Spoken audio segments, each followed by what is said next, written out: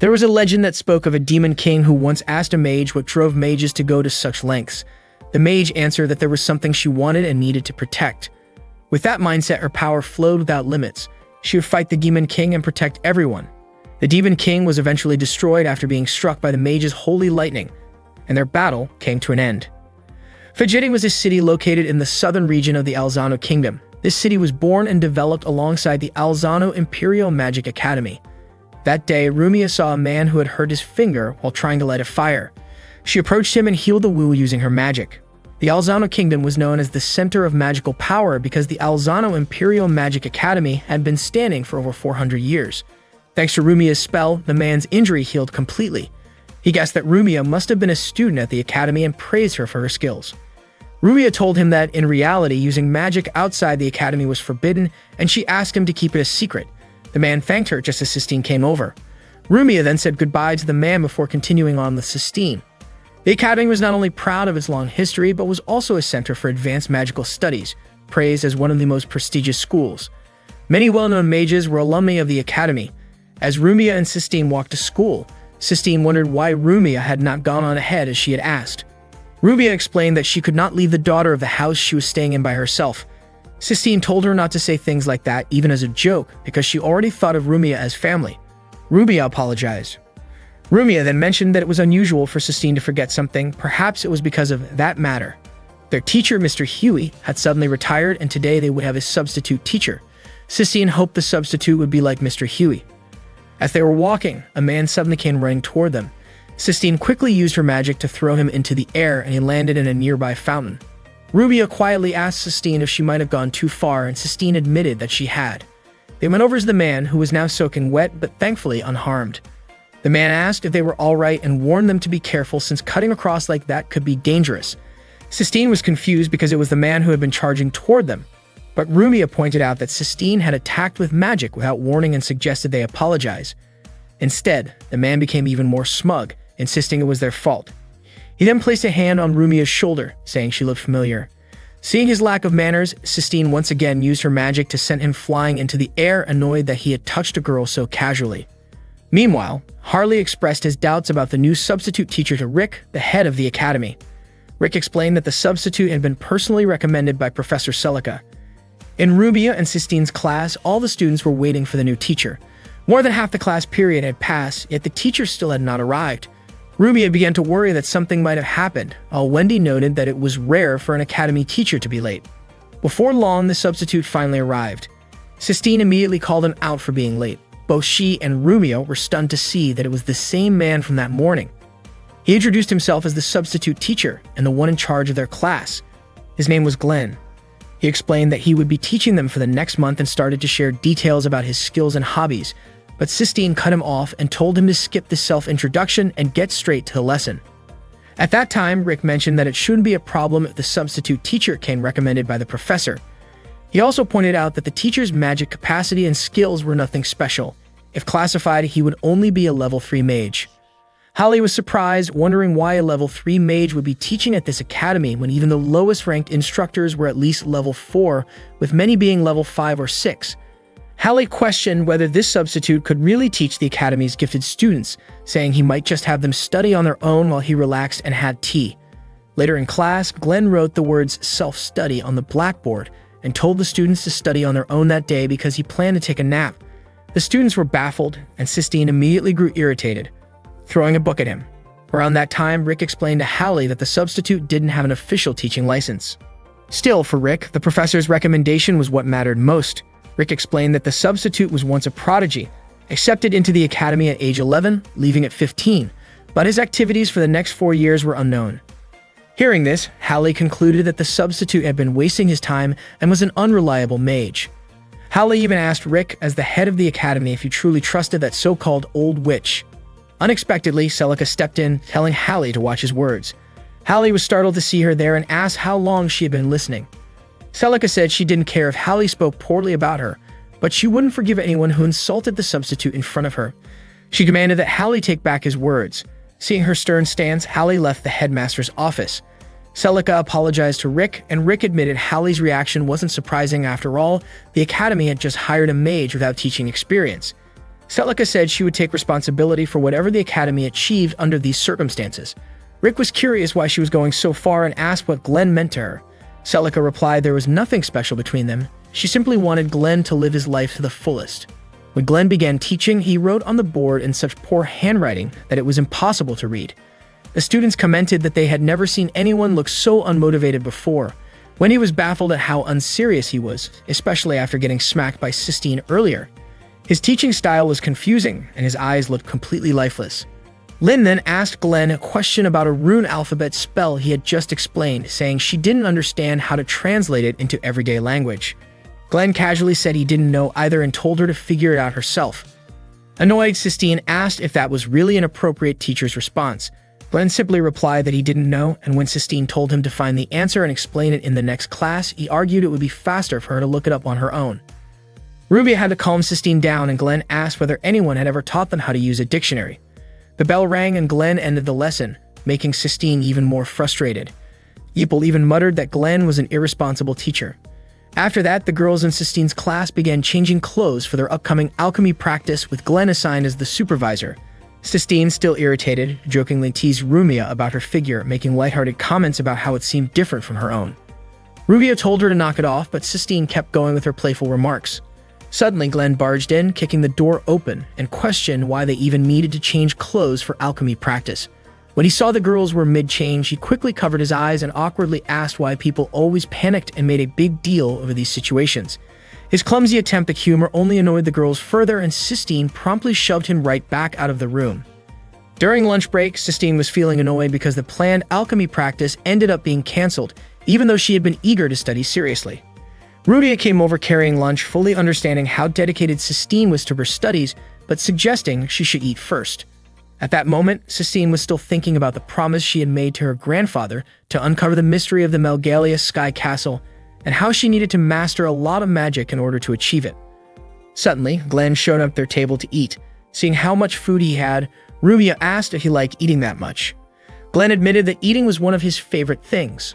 Rubia laughed, commenting that the stir-fry he was eating looked delicious. Glenn mentioned that it was the season for killua beans. He offered some to Rubia, and after taking a bite, she admitted it really was tasty. Glenn then pointed out that Sistine's portion seemed too small to be filling. Sistine shot back that he had no right to comment on her food, and that her smaller portions wouldn't make her sleepy during lessons, but if Glenn's lessons came afterward, she wouldn't mind eating more. Glenn said she was overcomplicating things and told her to just say what she meant. When she was about to speak, Glenn suddenly popped a spoonful of killua bean stir-fry into her mouth. Sistine was clearly irritated, but Glenn didn't pay it any mind. Meanwhile, Celica still had Glenn on her mind. She had previously offered him the position of substitute teacher. Glenn told her it was impossible because he wasn't fit to teach anyone. Celica responded that he didn't have the right to refuse, even joking that she would threaten him with lightning, fire, or ice if she had to. Glenn begged her to let him off, saying he didn't want to work. Celica immediately launched a magical attack his way. Luckily, it missed, but after that, Glenn couldn't avoid the job anymore. That afternoon, Glenn was back teaching Sistine's class. But for the 3 full periods, he only told the students to study on their own. Unable to hold back her frustration any longer, Sistine stood up and introduced herself as a noble daughter from the prestigious Phoebale family of mages, a name of significant influence at the academy. She even said she would report Glenn to her father to have him fired, though she wouldn't do that if he acted like a real teacher. Unexpectedly, Glenn told her to go ahead and tell her father, saying he was looking forward to it. He even seemed happy about the idea of getting fired soon. In response, Sistine threw her glove in Glenn's face, signaling a formal challenge to a magic duel. Glenn asked if she was serious. At that moment, Rumia stepped in to stop her, asking Sistine to apologize to Glenn and take back her glove. Glenn then asked what Sistine really wanted. She said she only wanted him to change his attitude and start teaching seriously. Glenn countered by saying that if he won, Sistine would have to agree to his request. Cash was surprised by Glenn's attitude, while Cecil thought he looked like he was plotting something a bit harsh. Coming from the Phoebale noble family, Sistine couldn't stand someone like Glenn who disrespected magic. Glenn was surprised that anyone still followed the old tradition of throwing down a glove to challenge someone, but he accepted. The rest of the class was shocked. No one had ever seen a duel between a student and a teacher before. They quickly headed to the courtyard. Glenn said he wasn't fond of hurting kids and insisted they could only use the shockbolt spell. Sistine didn't mind. Cecil asked Cash who he thought would win, and Cash was certain it would be Glenn. Teresa wondered if Glenn was intentionally making it harder for Sistine by limiting the fight to Shock Bolt, but Giebel wasn't so sure, explaining that Shock Bolt was actually a versatile spell and one of the first defensive spells they learned, using electricity to incapacitate the opponent. The usual incantation was "O Spirit of Thunder, strike with your electric shock and paralyze them." In a real fight, though, the winner was usually decided by who could shorten the incantation and cast faster, meaning Glenn must have been confident in his casting speed, especially since he had been personally recommended by Professor Celica. Glenn told Sistine she could attack from any direction. Sistine refused to back down, thinking to herself that as long as she stayed true to who she was, she would never allow a man like Glenn to roam free. Even if she were humiliated, she would still refuse to give in, because her pride as a mage was on the line. Sistine cast a spell and aimed her magic attack at Glenn. Glenn simply smiled, and the magic struck his body. He collapsed instantly. Startled, Sistine asked if she had broken any rules. Glenn tried to get back on his feet and explained that he had intentionally let her win the first round since the match had 3 rounds in total. In the second round, Glenn attempted to cast his spell, but Sistine was faster. Once again, her magic hit him squarely. Glenn hadn't expected Sistine to be that skilled, so he suggested making it a 5-round match. Trying to trick her, Glenn then went on the offensive, but he was still slower in casting his spell. Her magic struck him yet again. Seeing this, Sistine suspected that Glenn might not be able to cast the Shock Bolt spell in a single phrase. Glenn denied it, saying that shortening an incantation was considered taboo, but that didn't mean he couldn't do it. However, all the students realized that he really couldn't. Sistine declared herself the winner of the duel and told Glenn to act like a proper teacher tomorrow. Glenn claimed he had never promised anything and didn't even know what she was talking about. He acknowledged Sistine's talent, forgave her, and said their duel was a draw. Then, without warning, he made a run for it. That day, Sistine was deeply disappointed in him. That day, Glenn was back teaching Sistine's class, and as usual, he just told the students to study on their own. Sistine was baffled. Even after losing a duel against him, Glenn still acted the same way. She couldn't believe he was ignoring a mage's agreement.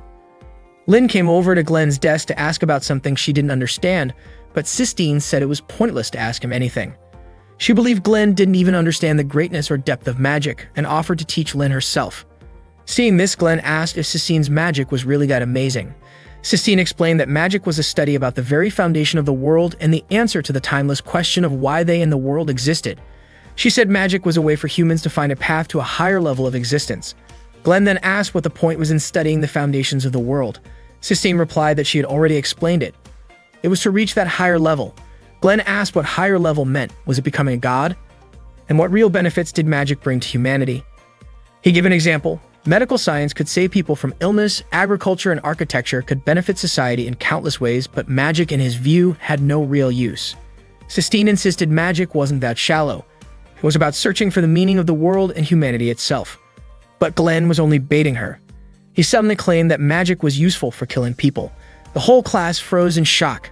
Glenn went on, saying that while swordsmanship might kill 1 person, magic could kill 10, and no other field could match it in that regard. He added that magic was deeply connected to killing, and that it was a worthless field that had advanced by taking lives. He honestly didn't understand how people could spend their whole lives studying something so pointless. Unable to accept that, Sistine slapped him hard, tears welling up in her eyes before she ran out of the classroom. That afternoon, Glenn started reflecting on what was so great about magic. He realized the problem wasn't with magic. It was with his own immaturity. He decided to finish his work for the day, and after that, he knew he'd have to make it up to Celica. If he worked hard enough, he was sure she'd forgive him. While wandering through the academy, Glenn spotted Rumia in a room, drawing a magic circle. He immediately went over. Rumia apologized, saying she just wanted to practice making one. Glenn agreed to supervise. Rumia told him the magic circle wasn't working at all.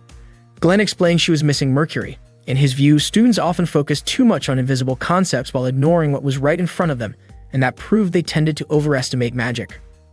After pouring Mercury into the circle, he told her to try again using the full 5-word arrangement from the textbook, without abbreviating anything. When Rumia recited the spell, the circle lit up beautifully. It was the first time she had ever seen such a perfect magic circle. Glenn told her that anyone could do it. Seeing how happy she was with her first successful magic circle reminded him of the first one he had ever created. On their way home together, Rumia asked if Glenn actually liked magic, since she'd seen him smiling earlier, but Glenn insisted he hated it. She then asked what he had been doing before becoming a teacher at the academy. Glenn admitted he had just been a shut-in, living off others, and that he had been relying on Celica for a whole year. When Rumia tried to dig deeper, Glenn told her not to ask about his past. Instead, Glenn asked why Rumia and her friends were so obsessed with magic, when in his opinion it didn't deserve such admiration. Rumia explained that she wanted to make magic truly useful for humanity. To do that, she needed to understand it better. He also had a debt to repay to someone. When Glenn asked what she meant, Rumia told him that 3 years ago, she had been exiled from her home. Around the time she started living with Sistine, she was captured by an evil mage and almost lost her life, until a heroic mage appeared and saved her. The hero defeated the evil sorcerers one by one. At that moment, Rumia was terrified. But once she realized that the hero had saved her, she felt a strong desire to lead humanity so it wouldn't fall behind in the study of magic.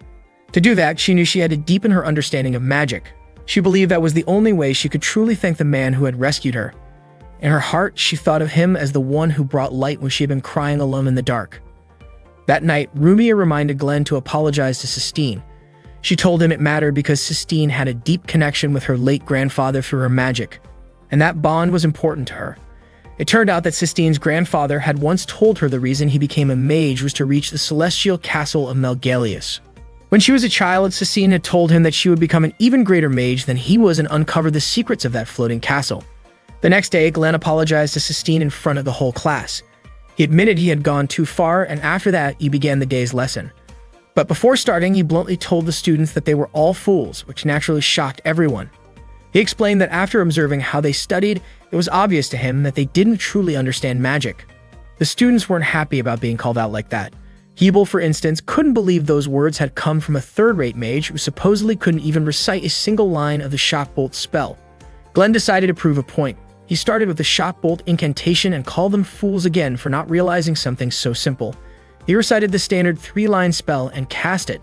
Hearing this, Teresa dismissed it as unimpressive because he had taken 3 lines to do it, and Wendy smugly claimed they had all mastered it long ago. Glenn pointed out that those with proper control could shorten it to 2 lines, but then he posed a question. What would happen if a 3-line spell was expanded into 4 lines instead? Hebel quickly replied that the spell would fail, and Glenn agreed, but asked if they knew exactly what kind of failure it would be. Wendy confidently said the magic would just go wild. Glenn doubted her supposed mastery of Shockbolt, then demonstrated what he meant, casting a 4-line version, which caused the bolt to curve off course. Everyone was stunned. He went on to explain that making it 5 lines reduced the attack's range, and removing even a single word caused the effect to vanish quickly. Glenn told them that magic was essentially an evolved form of automatic suggestion, and that the runic language used for incantations was the most effective tool for activating it. This language reached into the subconscious mind, allowing one to influence the fundamental principles of the world. Magic, he said, wasn't about studying the principles of the world, it was about exploring the human heart. Seeing the students still doubtful that ordinary words could have such power, Glenn gave an example. He casually called Sistine White Cat, which made her visibly annoyed. Then with a straight face, he told her he had loved her from the first time they met. In an instant, the white cat turned bright red. That, he said, was proof that ordinary words could influence someone's mind. Sistine promptly threw a book at his head in frustration. Glenn explained that magic worked a lot like grammar and sentence structure. Both could shape the subconscious however one wanted. He gave another demonstration, surprising the class when he managed to cast a spell while speaking in a lazy, almost careless tone. The trick, he told them, was to let the subconscious handle the incantation. He then asked what came to their minds when they heard the words white cat. The same principle applied to spells. If they understood the meaning behind them, pronunciation wouldn't be hard. But if they ignored the fundamentals and only memorized what was in the books, then their learning process would be foolish. In his view, they were nothing more than mages who could only parrot incantations. After that, Glenn began teaching them the true basics. Rick acknowledged Glenn's talent in teaching, and Celica wasn't surprised at all since Glenn had always been gifted at guiding other students.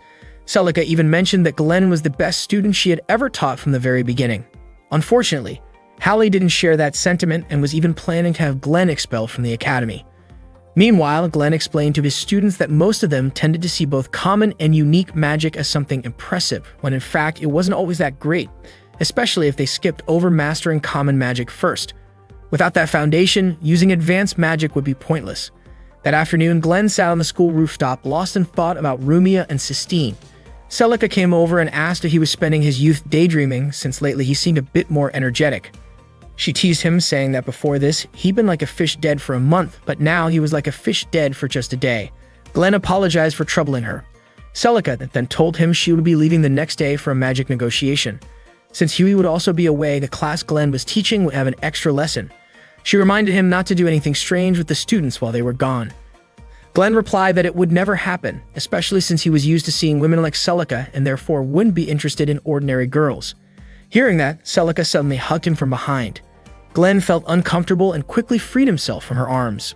Not long after, Rumia and Sistine showed up to greet them. Rumia wanted to ask something, but Glenn, in his usual smug tone, said that a great teacher like him would be giving advice to his foolish student. Sistine was clearly annoyed by his behavior. Later that night, while Rumia was brushing Sistine's hair, she mentioned that Glenn's explanations were easy to understand. Sistine admitted Glenn was great as a teacher, but terrible as an ordinary person. Rumia suddenly brought up the time when she had first come to Sistine's house and they weren't close yet. Over time, they grew more comfortable with each other, so Rumia was confident that Glenn could eventually get along with Sistine too. Sistine, however, wasn't interested in that idea. That night, Lake, Carol, and Jin discussed a plan that had been delayed because Celica had taken Glenn with her. They decided to proceed with it the next day when the magic negotiations began. The next morning, Glenn ran to school because he was late. When he arrived, he called out for someone to come out, saying he could see through their hiding spot. The person turned out to be Carol, who praised Glenn for spotting him even though he had been using a quick defensive spell. Glenn asked who he was, but Carol refused to give his name, saying that his only goal was to kill him. Carol then immediately attacked Glenn with his magic. Meanwhile, in the classroom, Sistine wondered why Glenn had been so popular lately. Rumia teased her, asking if Glenn's fame was making her feel lonely. Sistine denied it. Suddenly, Jin and Lake entered the class, claiming that their teacher couldn't make it, so they would be substituting. Sistine scolded them, reminding them that outsiders weren't allowed in the school. Without warning, Jin launched a magic attack that nearly hit her. Sistine realized that the magic was military grade. Jin threatened to deal with anyone who resisted and said they were looking for a girl named Rumia. Naturally, no one admitted anything. He then questioned Lin, but she refused to tell him anything. Sistine asked what they wanted with Rumia, which seemed to annoy Jin, and he prepared to attack her. Seeing this, Rumia stepped forward and admitted her identity. Jin said he already knew which girl was Rumia. He had just been toying with the idea of harming innocent people. Lake told Jin to stop fooling around, and then they asked Rumia to come with them. Sistine tried to stop her from going, but Rumia said she believed that Glenn would come to save them. Jin then claimed that he had already killed Glenn, which left both Rumia and Sistine in shock. Left with no choice, Rumia went with them. She asked why they were after her, and Lake explained that Rumia, better known to him as Princess Ermiana, was not supposed to be alive. If she had been allowed to live, there had to be a reason. At that moment, Jin seized Sistine and dragged her into a room with bad intentions. Sistine declared that she was the daughter of the noble female family. Jin admitted that Rumia wasn't his type because she looked fragile, though she had a strong spirit. On the other hand, Sistine might seem strong, but in his eyes, she was just a girl hiding her weakness behind a mask, and he liked girls like that. Sistine firmly stated she wouldn't give in. But when Jadis tore her clothes and tried to get closer, she desperately pleaded with Jin to stop. Jin was surprised that she seemed to give up so quickly. With tears in her eyes, Sistine wished someone would help her. Just as Jin was about to go further, Glenn suddenly swung the door open, casually apologizing for interrupting. Sistine quickly begged him for help. But as Glenn stepped forward, she suddenly urged him to run, warning that Jin's power was far beyond his. Jin hurled a spell at Glenn, but it had no effect, no matter how many times he tried. Glenn explained that magic wouldn't work on him because he was using Arcana card to seal all magic within a certain range around him. It was his own original spell called the Fool's World. Jin was stunned, wondering just how powerful Glenn really was. Even Sistine was shocked. If Glenn could seal magic, it meant he couldn't be beaten by any mage. But Glenn admitted that the spell also affected him, meaning he couldn't use magic either. Jin laughed at the irony, asking how a mage could fight after sealing his own magic. In response, Glenn charged at him and landed a series of barehanded blows, taking him down with ease. Jin was left wondering who Glenn really was and why he could fight like a soldier from the royal army. Glenn introduced himself as a substitute teacher, and Jin realized that meant Glenn had already defeated Carol. He was shocked that a mage would choose to challenge someone using only punches. Glenn then said that if Jin didn't want to lose to a punch, then he should get ready to be defeated by a magical punch, which, in a surprising twist, turned out to be a kick. Glenn managed to take down Jin without using any magic. He knew Sistine must have been terrified after what almost happened to her, so he asked if she was hurt. Sistine assured him she was fine. Glenn thought she might say he wasn't fit to teach anyone since his hands had just been used for violence, but instead she pointed out that his pants had slipped down. Sistine then mentioned there was still one more person who had taken Rumia, and it seemed Glenn would be interrogating Jin later. Not long after, Celica finally managed to contact Glenn after he'd been having trouble reaching her. Glenn explained that the intruders had broken through the protective barrier, isolating the academy, and had taken the students hostage. Celica asked if Glenn knew who the intruders were. Seeing the tattoo on Jin's body, Glenn told her they were members of the Heavenly Gospel, a secret society of dark mages, a notorious terrorist group in the Empire's history. These intruders shouldn't have been able to get past the Academy's magic defenses, which meant someone on the inside was helping them. Glenn asked Celica to investigate any suspicious instructors and request assistance from the Magic Court, but she said she couldn't because she was just a regular teacher without that kind of authority. Glenn urged her to come to the Academy using a magic circle. Celica told him to calm down, explaining that if the barrier had already been destroyed, the teleportation circles were likely the first thing the intruders would have taken out. Still, she promised she'd hurry there and told Glenn not to die. At that moment, Glenn noticed Sistine staring off in thought. She asked if they weren't going to get any help. Then, without warning, she bolted off, determined to rescue Rumia. Glenn stopped her, telling her it would be suicide. Frustrated and in tears, Sistine admitted he was right, that magic felt useless and was now putting Rumia in danger. Glenn told her not to cry. He reminded her that Rumia wanted to make magic something that could help people, and because of that, she wanted to understand it better. For that reason alone, Glenn said he wouldn't let Rumia die. He promised to take down the two enemies that were left. Suddenly, Jin started laughing, saying that Glenn was just an ordinary man like him. Sistine disagreed, saying Glenn was nothing like Jin or the others, but Jin insisted that Glenn was the same kind of scoundrel and killer as he was. Out of nowhere, a portal appeared, bringing in an army of skeletal golems. Jin grinned, thinking his reinforcements had arrived, but the golems immediately turned on him and killed him instead. Sistine froze in shock, and Glenn quickly pulled her back. He punched one of the golems, only to find its bones were incredibly tough. Sistine lent her magic power to help him, and Glenn smashed one of the golems to pieces with a single blow. Glenn then told Sistine they needed to run, but the skeletal army kept chasing them. Glenn decided to hold them off and told Sistine to use the Gale Blow spell, but to make it wider and last longer. Sistine was confused about why it had to be so complicated, and Glenn warned he'd dock her grade if she couldn't do it. Determined, Sistine agreed to try. While Glenn fought off the golems, Sistine chanted her spell. Once it was ready, Glenn told her to unleash a storm barrier to trap them. The golems weren't completely stopped, and Sistine apologized, but Glenn said it was enough and asked her to keep it going.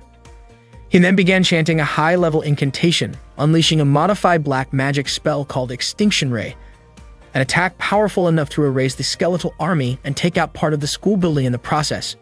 Sistine never expected Glenn to pull off such a high-level spell, but right after that, Glenn suddenly collapsed and coughed up blood. He had pushed himself way too far, burning through all of his mana by forcing a spell that was well beyond his limits. Glenn tried to get Sistine to move somewhere safer, but suddenly Lake showed up, his sword magic already activated. Lake admitted that he had underestimated Glenn, who somehow managed to use the Extinction Ray despite being only a third-class mage. He also hadn't expected Glenn to have defeated Carol and Jin. Glenn asked Sistine if she was strong enough to neutralize Lake's sword magic with Dispel Force. Sistine honestly said there was no chance of that happening. Glenn then pushed her out of the way. Lake asked why Glenn wasn't running. He said he knew Glenn could use the Fool's World spell to cancel magic, but that technique didn't work once a spell was already active. Lake then sent his swords flying, and one of them managed to cut Glenn. If Glenn had been able to use Fool's World, those swords wouldn't have done a thing. Glenn tried to cast Red Lion, but Lake quickly disrupted it. Lake called Glenn slow and started casting Red Lion himself, but Glenn immediately countered with Savage Lightning Emperor and a Spear of Light aimed straight at him. Lake blocked with both swords. He figured it was safer to evade using his swords, because if he tried to continue with magic, Glenn would just nullify it and force him into a physical fight. On the other hand, if Lake stuck to sword combat, he risked taking a direct hit from Lightning Pierce. Lake was now curious about who Glenn really was. Glenn simply said he was just a substitute teacher. Lake didn't buy it. He then launched all four of his swords toward Glenn. Glenn tried to cast Dispel Force, but before he could finish, the swords pierced him. Lake realized Glenn was completely out of energy. Fortunately, Sistine had been quietly casting Dispel Force herself, restoring Glenn's strength. Grabbing one of the swords, Glenn dashed straight toward Lake. Lake tried to reactivate his sword magic, but Glenn was already right in front of him and drove the blade into his body. In that moment, Lake remembered hearing about a skilled mage killer working with a court mage course. Then he collapsed. Glenn hated having to do something so unpleasant, but he was relieved Sistine had understood what he was trying to do earlier. After Sistine had fallen, she realized she had only been a burden to him. But she also remembered his earlier question about neutralizing Lake's sword magic with Dispel Force, which told her that if Glenn had only been trying to help her escape, he wouldn't have asked that at all. After that, Glenn told her they needed to get moving. Sistine warned him he wasn't in any shape to fight, but he said there was no time to think about that. Before long, pain hit him again. Sistine tried to heal him with magic. Glenn muttered that all he'd ever wanted was to be a heroic mage. Eventually, both of them drifted off to sleep. When Glenn woke up, he got a call from Celica, who asked about the situation. She told him the teleportation circle had indeed been destroyed, and that she was currently trying to gather reinforcements. She also explained that a barrier had been set up around the school to stop anyone from escaping. Glenn asked where the teleportation circle near the school was located. Celica told him it was at the top of a very tall tower. Glenn said it hadn't actually been destroyed. The destination point had simply been reset to create an escape route. Celica wasn't convinced, saying that would take at least half a day. Glenn glanced over at Sistine, who was still asleep, and quietly thanked her, feeling grateful she was with him. He then decided it was time to go see Rumia. Without wasting another second, Glenn sprinted toward the tall tower. When he arrived, he found Rumia being held captive. Rumia felt relieved because Glenn had come to save her. At that moment, Glenn just realized that the mastermind behind everything was Huey, the teacher who suddenly retired. Glenn thought that just having a handsome face was already a problem for Huey, let alone all of his evil deeds, which had completely drained his patience. Glenn used the Fool's World spell to seal the magic, but it turned out that the magic circle's inscription would be finished in 10 minutes. At that time, Rumia would be transferred to their organization, and the white magic ritual called Sacrifice would activate, consuming her soul to generate mana that would blow up the entire academy. Rumia begged Huey to stop his plan. Then Glenn realized that Huey was the missing teacher before he arrived. He would explain that the human bomb had been planted a year ago, prepared for the right moment. Glenn called Huey and his group the Sky Virtue Investigators, basically a bunch of fools. Huey said it was a game. If Glenn could cancel the magic circle binding Rumia, then the sacrifice wouldn't activate. But if Glenn waited for the Fool's World to run out of time, the cancellation wouldn't be in time. Glenn got frustrated because he was given such a tough choice. Rumia urged Glenn to run away so she could survive. Huey also warned that Glenn couldn't kill him because if Huey died, all the magic binding Rumia would activate immediately. With no other choice, Glenn bit his hand to draw blood. Rumia was obviously shocked to see this. Glenn quickly wrote a spell using his blood to break the magic circle. Huey didn't expect Glenn to use his own blood as the trigger and admitted it was an extraordinary method. The spell Glenn recited was meant to break the magic circle and calm the foundation of all the principles. Glenn succeeded, but Huey told him to hurry because that was only one layer of the circle, and there were 5 layers total. Hearing this, Glenn got even more annoyed and immediately started writing the spell with his blood on the next magic circle. Rumia felt very worried about Glenn's condition and asked him to save himself, but Glenn told her to be quiet.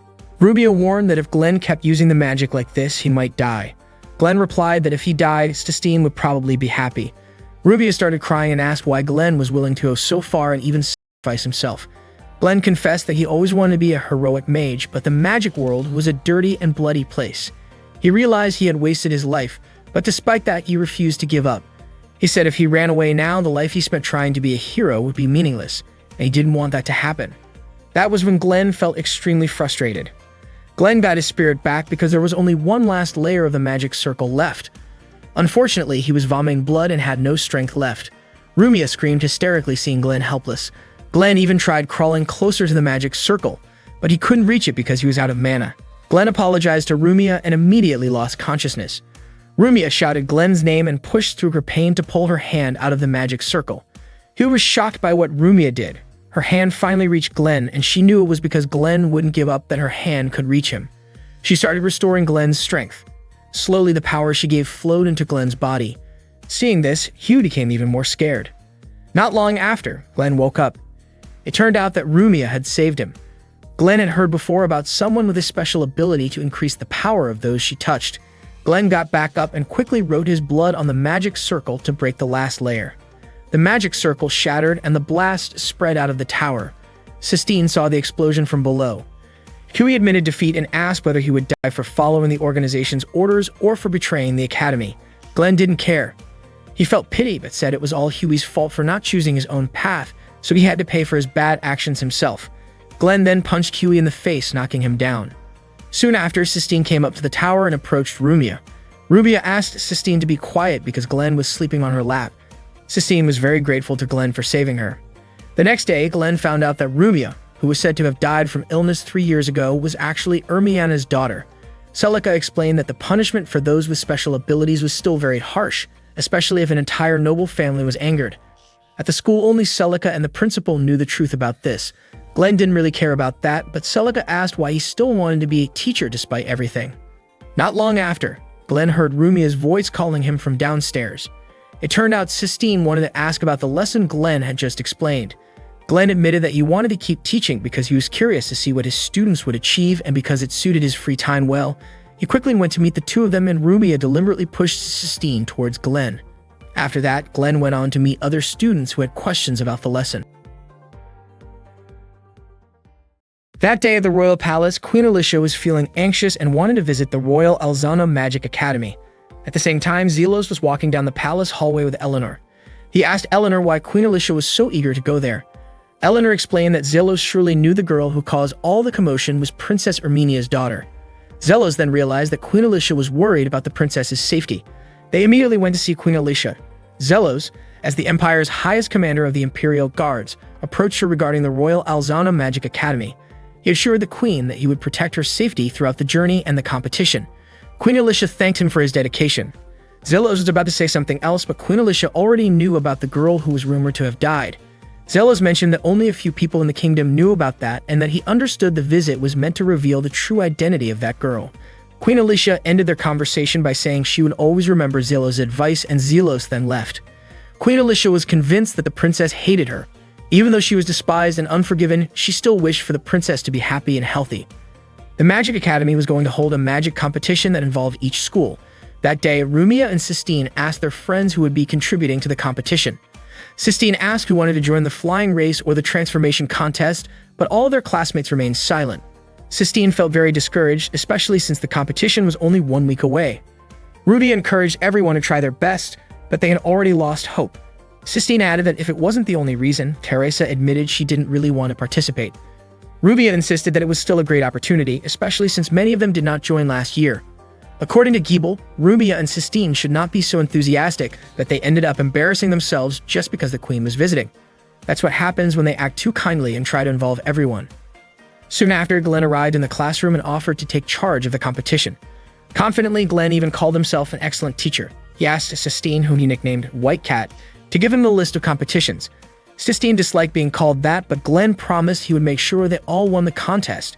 Therefore, he insisted that no one should joke around and that everyone must be serious about the competition. Glenn announced that the participants for the duel and the highest scorers were Sistine, Giebel, and Cash. Wendy was assigned to the spell deciphering contest. The magic racing competitors were Rod, and Kai Cecil was selected for the archery competition. Teresa was chosen for the long-distance heavy lifting contest. Ruvia was the only one qualified for the mental restraint event. Glenn also asked Lynn to be the contestant for the transformation competition. Rubia felt touched that Glenn made sure everyone participated. After Glenn assigned everyone, Wendy suddenly objected, asking why she was not included in the duel. Glenn explained that although Wendy's spell knowledge and lists were excellent, she was somewhat slow, careless, and sometimes hesitant when casting spells. Therefore, Glenn chose Cash for the duel because he had quick reflexes and good decision-making skills. However, Wendy excelled in reading ancient languages, so Glenn asked her to score high in the quick spell deciphering contest. Hearing this, Wendy understood the reasoning. Glenn also mentioned that the magic race would involve black magic controlling gravity and was confident that Rod and Kai could handle it. He said Teresa had a talent for long-distance manipulation spells. Glenn believed that Alf Bix and Sicer, who were always together, were perfect for the Granzia contest, which required strong teamwork, especially since the three of them were very coordinated. Sistine realized that Glenn was paying attention to all of them. Although Glenn was a lousy teacher, he turned out to be quite good after all. Once everything was decided, Glenn assured them all that they would succeed. Before this, Glenn had asked Rick for an advance payment because he was out of money and hungry. However, Rick said the academy did not give advance salaries. Celica blamed Glenn and told him to manage on his own. Glenn blamed Celica, but she refused to accept the blame and grabbed Glenn's head. Rick then mentioned that there would be special rewards in next week's magic competition. Usually, the teacher of the winning class would get that special reward. That motivation made Glenn excited to win. Suddenly, Giebel asked Glenn to stop everything. Glenn asked if Giebel knew about the rating that was done to guarantee victory. According to Giebel, only the top students could finish the contests, and this arrangement happened every year. That meant it was okay for students to compete in more than one contest. Sistine disagreed and said there was no point if the competition was only for the smartest students, especially since Glenn had promised to make their class win, and that was why everyone's role was important. Sistine made sure Glenn agreed with her opinion, but Rumia noticed a different expression on Glenn's face as if he disagreed with Sistine. After that, Glenn felt discouraged because the other classes only selected their top students as participants. He had forgotten the competition rules since he had never joined before. On that day, the contestants were about to start training when suddenly Christ from the first-year class chased away the second-year students because the first years wanted to practice there. Cash was upset and argued back with him, and Glenn tried to intervene to stop the conflict. Not long after, Hallie, who was assigned as the instructor for the first-year class, arrived. Glenn greeted his senior by the name Harlem. Hallie looked annoyed because Glenn seemed to be mocking him. Glenn asked if the first-year class was training for the competition. Hallie confidently said that he would guide the first years and they would definitely win. Hearing this, Glenn encouraged him. Hallie then asked Glenn and his students to leave the place immediately, but Glenn suggested that Hallie just move closer to the tree instead. However, Hallie insisted that the second-year students leave the area. He also knew that Glenn was using all of his students for the competition. According to Hallie, using low-performing students as participants was nothing but a disturbance during practice. Glenn disagreed and claimed that all of his students were the best, and of course, they were aiming for victory. He even challenged Hallie to a bet. The prize was 3 months' salary for whoever's students won. Glenn actually panicked after saying this, but had to say it because Hallie had mocked him first. Hallie understood that research required big funding and was confident his class would win. He also said his students hoped he would accept the challenge, so he finally accepted it. Glenn admitted he was glad Hallie accepted the challenge, though deep down he was still unsure if he would win. Sistine stepped in between them and expressed her objection to Hallie dominating the training area. She even threatened to report him to the academy's head if he kept behaving like that. Hallie could not deny it. Sistine then encouraged Glenn by saying they would all compete fairly and earn victory. Hallie was forced to find another training spot and said that Glenn's class would regret challenging his. Sistine reassured her friends that they would not lose because Glenn fully believed in them. After that, Glenn worked hard to train his students for the competition. Rudia and Sistine kept watching over him, confident that their efforts would pay off. Glenn consistently taught his students well, even though he was hungry. He remained professional and dedicated. Rumia admitted that Glenn was truly an amazing teacher. Sistine said Glenn should be even more serious in his teaching, but Rumia knew Sistine was just joking and laughed at her annoyed face. That night, Rumia held her locket while recalling a past event when she was separated from her mother. She cried, hoping her mother did not hate her. Suddenly, a man came and covered her mouth. The man told her not to cry. At that moment, Rumia was scared and just wished she would not die. The man comforted her and said he was a friend. He asked Rumia to stop crying because there were still enemies left. While remembering that, Sistine approached and told her that dinner was ready. Rumia thanked her. Sistine asked about the item Rumia was holding, but Rumia did not want to tell her. Rumia then reminded them to stay enthusiastic because tomorrow was the magic competition and the queen would be coming. Sistine was about to say that tomorrow meant Rumia would meet her mother, but Rumia said that her parents were actually Sistine's parents. She then quickly went to the dining table. Sistine's father and mother were already waiting at the table. Leonard, Sistine's father, apologized that they could not attend tomorrow because of work, even though they really wanted to see their daughters compete. Sistine understood since they were busy. Rumia asked them not to force themselves. Leonard told his wife, Filiana, that he was touched by their 2 daughters who were so kind. He called them angels and even goddesses. Filiana immediately choked him for exaggerating. She apologized because the work tomorrow could not be postponed and promised that next time they would ask for time off. Rumia again asked them not to push themselves. Meanwhile, Queen Alicia was on her way to the Magic Academy. Eleanor noticed the happy expression on Queen Alicia's face. It turned out Alicia was glad because she had the chance to see her daughter, even if it was from a distance. Seeing the pendant, Eleanor suggested that Queen Alicia should exchange it for another one. That day, Alicia officially opened the magic competition at the academy. All the students and teachers cheered loudly. Hallie felt very confident that her class would definitely win in front of the queen.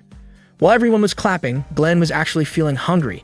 At the same time, Rumia was disappointed to see Queen Alicia not wearing her pendant. The first competition held was a magic race. Class 2 took 3rd place, and Rod and Key were really excited, not expecting to rank that high. Rubia and Sistine were also very happy. Sistine even asked if Glenn had used some special method to teach them so well that they could get 3rd place. Glenn explained that in a long-distance race, pacing was more important than speed, and he just did a little magic counting for Rod and Kai. Hearing that, Cash encouraged Alf and Bix to keep following Glenn's advice. Suddenly, Christ told them not to get too cocky because it was just a bit of luck. Holly then said she hoped that moment would remain the happiest memory for Class 2. Cash didn't accept that insult and said it was all thanks to Glenn's tricks, and as long as Glenn was around, Class 2 would never lose to Class 1. Meanwhile, Glenn hoped they would stop arguing because it was just making things harder. Nearby Queen Alicia, Celica was laughing loudly, cheering for Class 2. Rick scolded Celica for being rude, and Eleanor also told her off because her laughter was disturbing Queen Alicia. The Queen understood since Celica was actually an old friend of hers. Queen Alicia asked if Glenn was really that amazing to make Celica so happy. Celica said Glenn was just an ordinary guy but always managed to do unexpected things. The next competition was a magic sniper contest, and Cecil from Class 2 got 4th place. Cecil was very happy because Glenn's advice had helped him a lot. Then in the quick magic solver contest, Wendy from Class 2 won 1st place. She admitted that her success was thanks to following Glenn's suggestions. At that moment, Glenn was still holding back his hunger and didn't expect his students to be better than he had thought. For now, Class 1 was still leading with the highest score, Class 5 was in 2nd place, and Class 2 was in 3rd. Glenn understood that his students had worked hard and he needed to keep encouraging them. Ars, the event host, announced that the next competition was a mental defense contest, then headed to the field where the competition took place. Rumia represented Class 2 in the mental defense competition. Suddenly, Jael from Class 5 asked Rumia to withdraw from the contest. Rumia thought Jael was worried about her, but she couldn't let down all her classmates who had worked so hard, especially since if she won, Class 2 could swap places with Class 5 in the rankings. Yibel asked if Glenn was really sure about putting Rumia in danger since her strength was white magic. Glenn said Rumia's real strength was her mental toughness. The competition was hosted by Prince Zest Sion, the master of manipulation magic. The first round tested participants with a sleep sound spell. Zest cast a spell that could make others fall asleep, and the competitors quickly used their magic to block it. The contestant from Class 1 failed. Ars guessed that was just a trick to save energy because their opponent was Shine's defending champion, Jael. Zest was curious how long Rumia would last and even stuck out his tongue mockingly. The next round was Confusion Mind. The Class 8 contestant overheated and failed. Then came Charm Mind Magic, where the competitor would be manipulated by the flirtatious prince. Only 2 participants were left standing, Jael and Rumia. Hebel was surprised that Rumia could still hold on. Glenn explained that Mind Up was a spell to boost mental resilience, so the stronger the owner, the stronger its effect. This round was probably easy for Rumia, but Jael was strong too. Next came Mind Break Magic, which was the hardest and most dangerous because it could damage the mind and cause unconsciousness. Surprisingly, both Jael and Rumia still managed to hold on. Jael asked Rumia again to quit, but she refused to give up for the sake of all her friends. Zest then increased his strength, which made Rumia fall to her knees, but she was not ready to give up yet. Suddenly, Glenn told Rumia, who was in the 2nd year, to step back. Rumia insisted that she was still able to continue, but Glenn stopped her anyway. Sistine also said that if it was painful, Rumia didn't have to hold herself back. Glenn acknowledged that Rumia had tried her best, but her opponent was also strong and he apologized. Rumia said she felt happy to have fought alongside them. Meanwhile, Jael suddenly fainted while standing and Zest decided to declare Rumia the winner. Even though Rumia had to withdraw, she had managed to resist the mind break earlier. Everyone cheered loudly, and Rumia was overjoyed to have won the competition. At that moment, Queen Alicia felt grateful to see Rumia smiling and having good teachers and friends. Celica even offered to do whatever she could if Queen Alicia asked her to, but the queen declined, knowing that the fact she had neglected Rumia wouldn't change. She was already very satisfied that day just to see Rumia happy. Celica asked if it was enough to just watch from afar. Eleanor encouraged Queen Alicia to try being honest with herself, even if only for that day. Queen Alicia smiled as she watched Rumia enjoying her time with her friends. The Magic Tournament at the Magic Academy was still underway, and surprisingly, Glenn and Class 2 were not stopping their push for the rankings. At that time, Albert and Riel finally managed to find Glenn, who had left earlier without saying a single word to them. Riel intended to approach Glenn, but Albert stopped her. Riel admitted that she wanted to settle her matters with Glenn, and she asked if Albert did not want to see Glenn as well. Albert admitted that there were many things he wanted to ask Glenn, but their mission at the moment was more important. Their current task was to keep an eye on the Royal Guard unit that was protecting the Queen.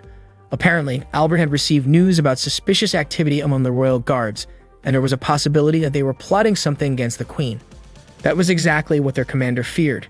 Riel still wanted to resolve her personal business with Glenn. It was still lunch break, and all the students were eating their packed lunches together. Meanwhile, Glenn was still starving and looked like he was about to eat Sharat's twigs again. Suddenly, Lynn approached Glenn and asked if the competition she was going to join could be replaced with another participant. The event Lynn was supposed to join was the Transformation Magic Contest. She explained that she had been practicing the self-illusion spell as much as she could, but it was difficult for her to perform it properly. Glenn asked her about her own feelings. Did she not want to participate, especially since she liked transformation magic? Lynn admitted that she did enjoy it, saying that transforming was like having a chance to become someone else. Hearing that, Glenn encouraged her to just join the competition. However, Lynn felt that everyone was motivated to aim for victory with Glenn, and she was afraid of holding them back. Glenn explained that the event that day was more of a showcase match and part of the festival, so as long as they had fun, that was enough. Lynn was still unsure, so Glenn reviewed self-illusion with her and asked her what it meant. Lynn replied that it was a form of black magic wrapped in illusion. According to Glenn, self-illusion was not a grand incantation that reshaped the body into something else. He immediately demonstrated his illusion act, transforming himself into Rumia, and explained that all Lynn needed to do was visualize it clearly. In his view, her self-illusion was failing because her mental image was still too vague. Glenn then asked what she truly wanted to transform into. Lynn said she wanted to become the angel form of goddess Latilica. Glenn told her to borrow a book about goddess Latilica to strengthen her visualization and assured her that she would succeed because she was more talented than she realized. He also told her not to be afraid of failure, even promising to defend her if anyone blamed her later. Lynn laughed when she saw Rumia's face speaking in a man's manner. She understood and decided to try it. Not long after, Sistine came over, thinking that it was Rumia, and invited her to have lunch together since she had prepared a lunchbox for her. Glenn, who was still in disguise, could barely contain himself at the sight of food right in front of him. He thought to himself that deceiving his own student just to get food was wrong, but his hunger made it hard to resist. Sistine assumed Rumia was extremely hungry. Glenn quickly grabbed the lunchbox and was about to eat it when the real Rumia appeared. Sistine was shocked and instantly dispelled the disguise, revealing Glenn's true form. Upon realizing that it was Glenn tricking her just to steal a student's lunch, Sistine angrily blasted him away with her magic. She was frustrated, especially since she had woken up early to make that lunch. Glenn landed in the bushes of the school's back garden, stunned at how hard Sistine had thrown him. Still hungry, he sat on a bench, lamenting his life that had come to the point where he could only chew on sherrod twigs to fill his stomach. Before long, Ruby approached him, bringing him some food. Glenn was moved to see it, thanked her sincerely, and immediately devoured the sandwiches. The freshness of the tomatoes, the delicious meat, and the thinly sliced cheese blended into a perfect harmony in every bite. Glenn asked if Rumia had made them herself. Rumia admitted that she was rather clumsy and not very skilled at cooking, and that she had been asked to keep the identity of the actual cook a secret. She explained that the person who made it had woken up early to prepare the lunch, got into an argument, and decided not to give it away. Since it would have gone to waste, Rumia took it. Glenn said he was grateful to the girl who made it, adding that the man who rejected such a lunch was a fool. Feeling full, he thanked Rumia again for the delicious meal. Rumia was sure that the girl who made it would be happy to know. As they were about to head back, someone suddenly came up asking to speak with Glenn. He said he had no time to chat because he was busy, until he saw that the person was none other than Queen Alicia. Meanwhile, Zeros was asking his troops where Queen Alicia was. One of his men apologized for being careless, and Zeros ordered them to search for her. In truth, Celica had hidden the queen using her magic, allowing her to slip away without arousing the guard's suspicion. Eleanor approached Celica and told her something that left her shocked. At that moment, Glenn knelt before Queen Alicia. It had been a year since they last met, and the queen asked if he had been doing well. Queen Alicia apologized to Glenn for being forced out of the magic territory forces, even though he had served the country for so long. Glenn brushed it off, saying he had only quit because he was bored with the job. He told Queen Alicia not to lower her head to someone as worthless as him. Glenn was puzzled about why Queen Alicia came without any guards, but it turned out she had purposely come to see Rumia. Queen Alicia warmly greeted Rumia, asking how she was and how her life had been with the female family. She was deeply moved to meet her and called her by the name Ermiana. Rumia noticed the pendant Queen Alicia wore and realized it was different from her own. She apologized and said the queen must have mistaken her for someone else, admitting she was not the late Princess Ermiana El Kel Alzano. Queen Alicia looked saddened, realizing Ermiana had died in the plague 3 years ago. She apologized for making Rumia uncomfortable. Rumia quickly left. At that moment, Queen Alicia understood that Rumia truly struggled to accept her, and in that moment didn't even see her as a mother. The queen then returned to the palace, but before leaving, she asked Glenn to take care of Rumia. When she arrived back at the palace, Zeros confronted her. He apologized but said he needed to secure her for the time being. The royal guards then detained Queen Alicia. Meanwhile, Albert used his magic to check on her situation and could hardly believe Zeros would do such a thing. Zeros was the commander of the royal guard. 40 years ago, during the Great War, he was rumored to have fought evenly with the master swordsman Johannes, and he was not the type to act recklessly.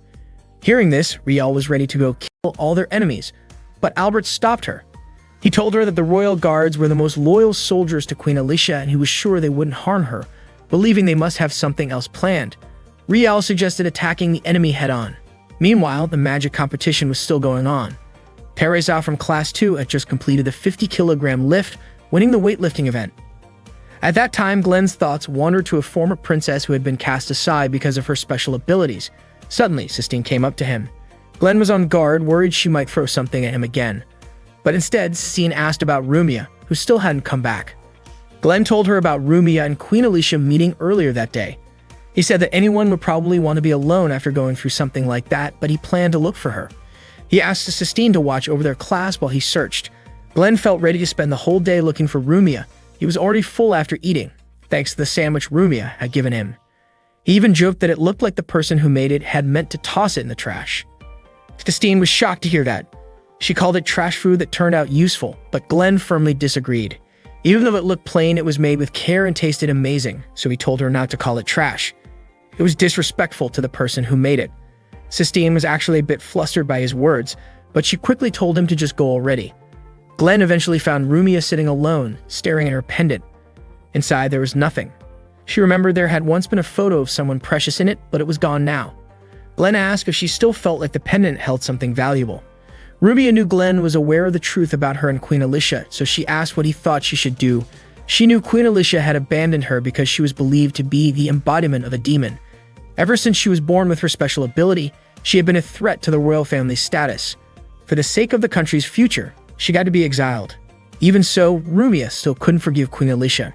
She felt anger toward her, but she also longed to call her mother once more and hug her again. If she did that, though, she would feel like she was betraying Sistine's parents, who had raised her. She truly didn't know what she should do. Glenn told her that humans are creatures who always end up hurt and regret the choices they make. People often say to just choose in a way that won't bring regret, but that's impossible. No matter how hard the path, regret will always come. That's why what matters most is following your heart. If you choose with your heart, the pain will be smaller when the regret finally comes. He asked her what she would do. Rumia admitted she didn't even understand her own heart. Glenn then shared that he used to be a mage in the royal army and often attended court trials. There he had seen someone with the exact same pendant as hers, someone with the greatest influence in the room. He was certain that person could never throw it away because it was too precious. The answer had been there all along, Glenn said, so it was okay for her to keep her buried anger instead of running away from the problem. Glenn encouraged Rumia to face the situation with her heart, which moved her deeply. He admitted that he wasn't in the best position to say that since he had once run away himself. Rumia confessed that she felt terrified whenever she thought about Queen Alicia's cold gaze. She pleaded with Glenn to accompany her when she met the Queen, and he agreed, prompting her to thank him sincerely. Suddenly, several royal guards approached Rumia, pointing their swords at her. They declared that she had been accused of plotting to assassinate Queen Alicia the Eighth, adding that she would face the death penalty for treason and defaming the kingdom. Rumia was naturally shocked, while Glenn demanded they show proof of such accusations. The guards refused, saying they didn't owe an explanation to outsiders. Glenn questioned whether they planned to carry out an execution without a trial or a written order, but the guards claimed they were acting under the Queen's direct command. Determined to protect Rumia, Glenn stepped forward, but the guards warned that he too could be punished for treason. At that moment, Rumia dropped to her knees, agreeing to comply with their orders, believing she should atone for defying the Queen. She begged the guards to spare Glenn. Glenn was taken aback by her sudden surrender. One of the guards then struck him, knocking him unconscious. The guards took Rumia away and tied her to a tree, instructing her to stay still and close her eyes, warning that a mistake in their aim could cause her great suffering.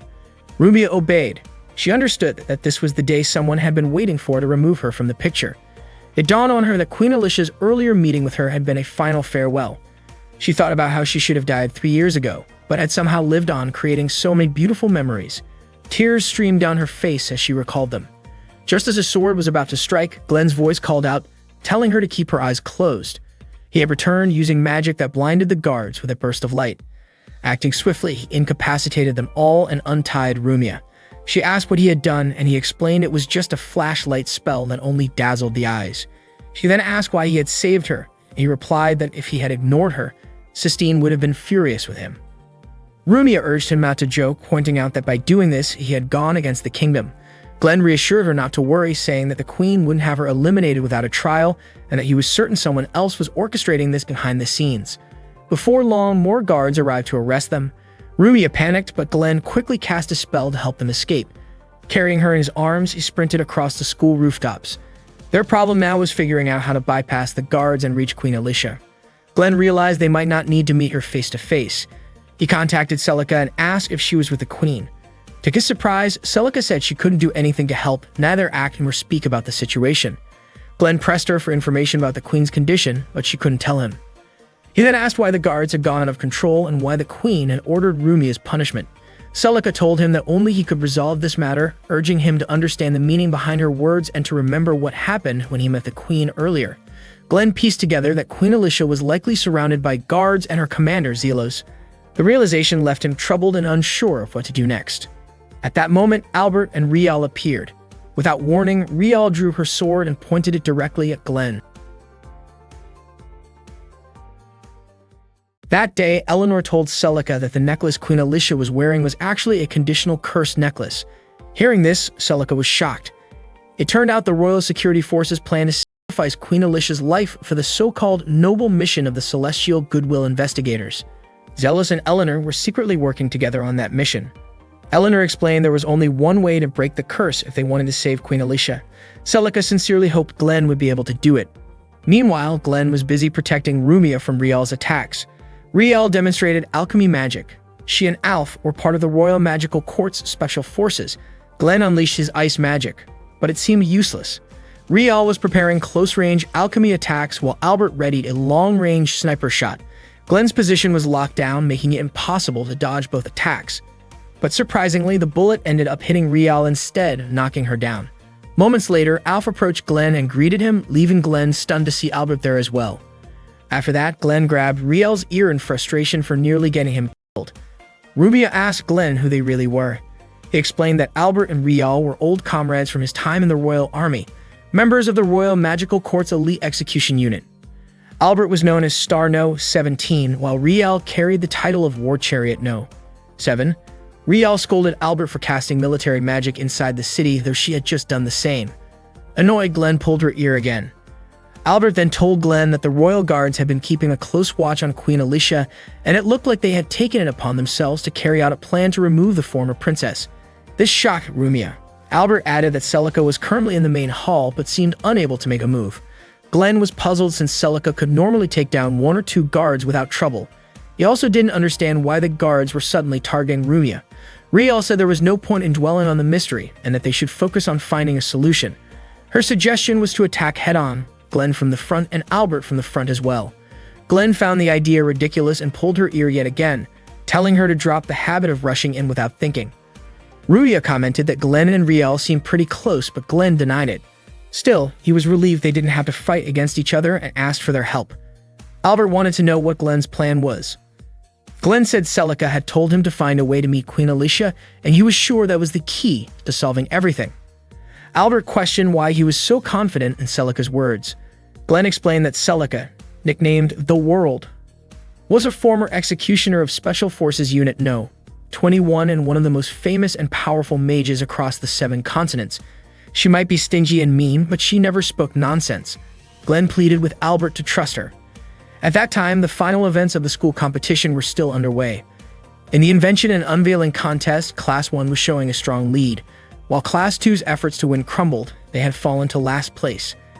Cash had suspected that without Glenn, things would be tough. Wendy wondered where Glenn had gone. Suddenly, Albert approached the Class 2 students, introducing himself and Rial as Glenn's friends. He explained that Glenn had urgent business he couldn't put off and had asked Albert to guide Class 2 and help them win the magic competition. Meanwhile, Glenn was running with Rumia in his arms, evading the royal guards. The Class 2 students were understandably awkward around the newcomers. Out of nowhere, Rial took Sistine's hand and urged the class to trust her and Albert. Sistine seemed to already know about them and asked them to help lead Class 2. Her friends were surprised at how quickly she trusted them. Sistine explained that no matter who was leading, everyone in Class 2 already knew what they needed to do: beat Class 1 together. Besides, if they lost while Glenn was away, he would probably call them pathetic. Just imagining that was enough to get Wendy and Giebel annoyed. Cash then encouraged everyone to believe they could win. Class 2 was in a slump, and if they lost the transformation contest, their hopes would be gone. Hallie remarked that without Glenn, Class 2 was just a bunch of ordinary students. He even told Christ to crush them. In the transformation contest, Seta from Class 1 transformed into an impressive dragon, earning 37 points. Lynn started feeling hopeless. Albert went up to her, telling her to stay calm and just do what she had practiced. He reminded her that the magic competition was part of the festival, and if anyone mocked her for failing, he'd personally deal with them using his steel fist. The way he said it reminded Lynn of Glenn, which helped her relax a little.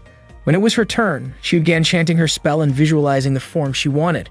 She successfully created the image of the angelic goddess Latilica, unexpectedly earning a perfect score of 40 points, surpassing Seta's score. Momentum swung back to Class 2. Next came the Granzia event, which Class 2 also won.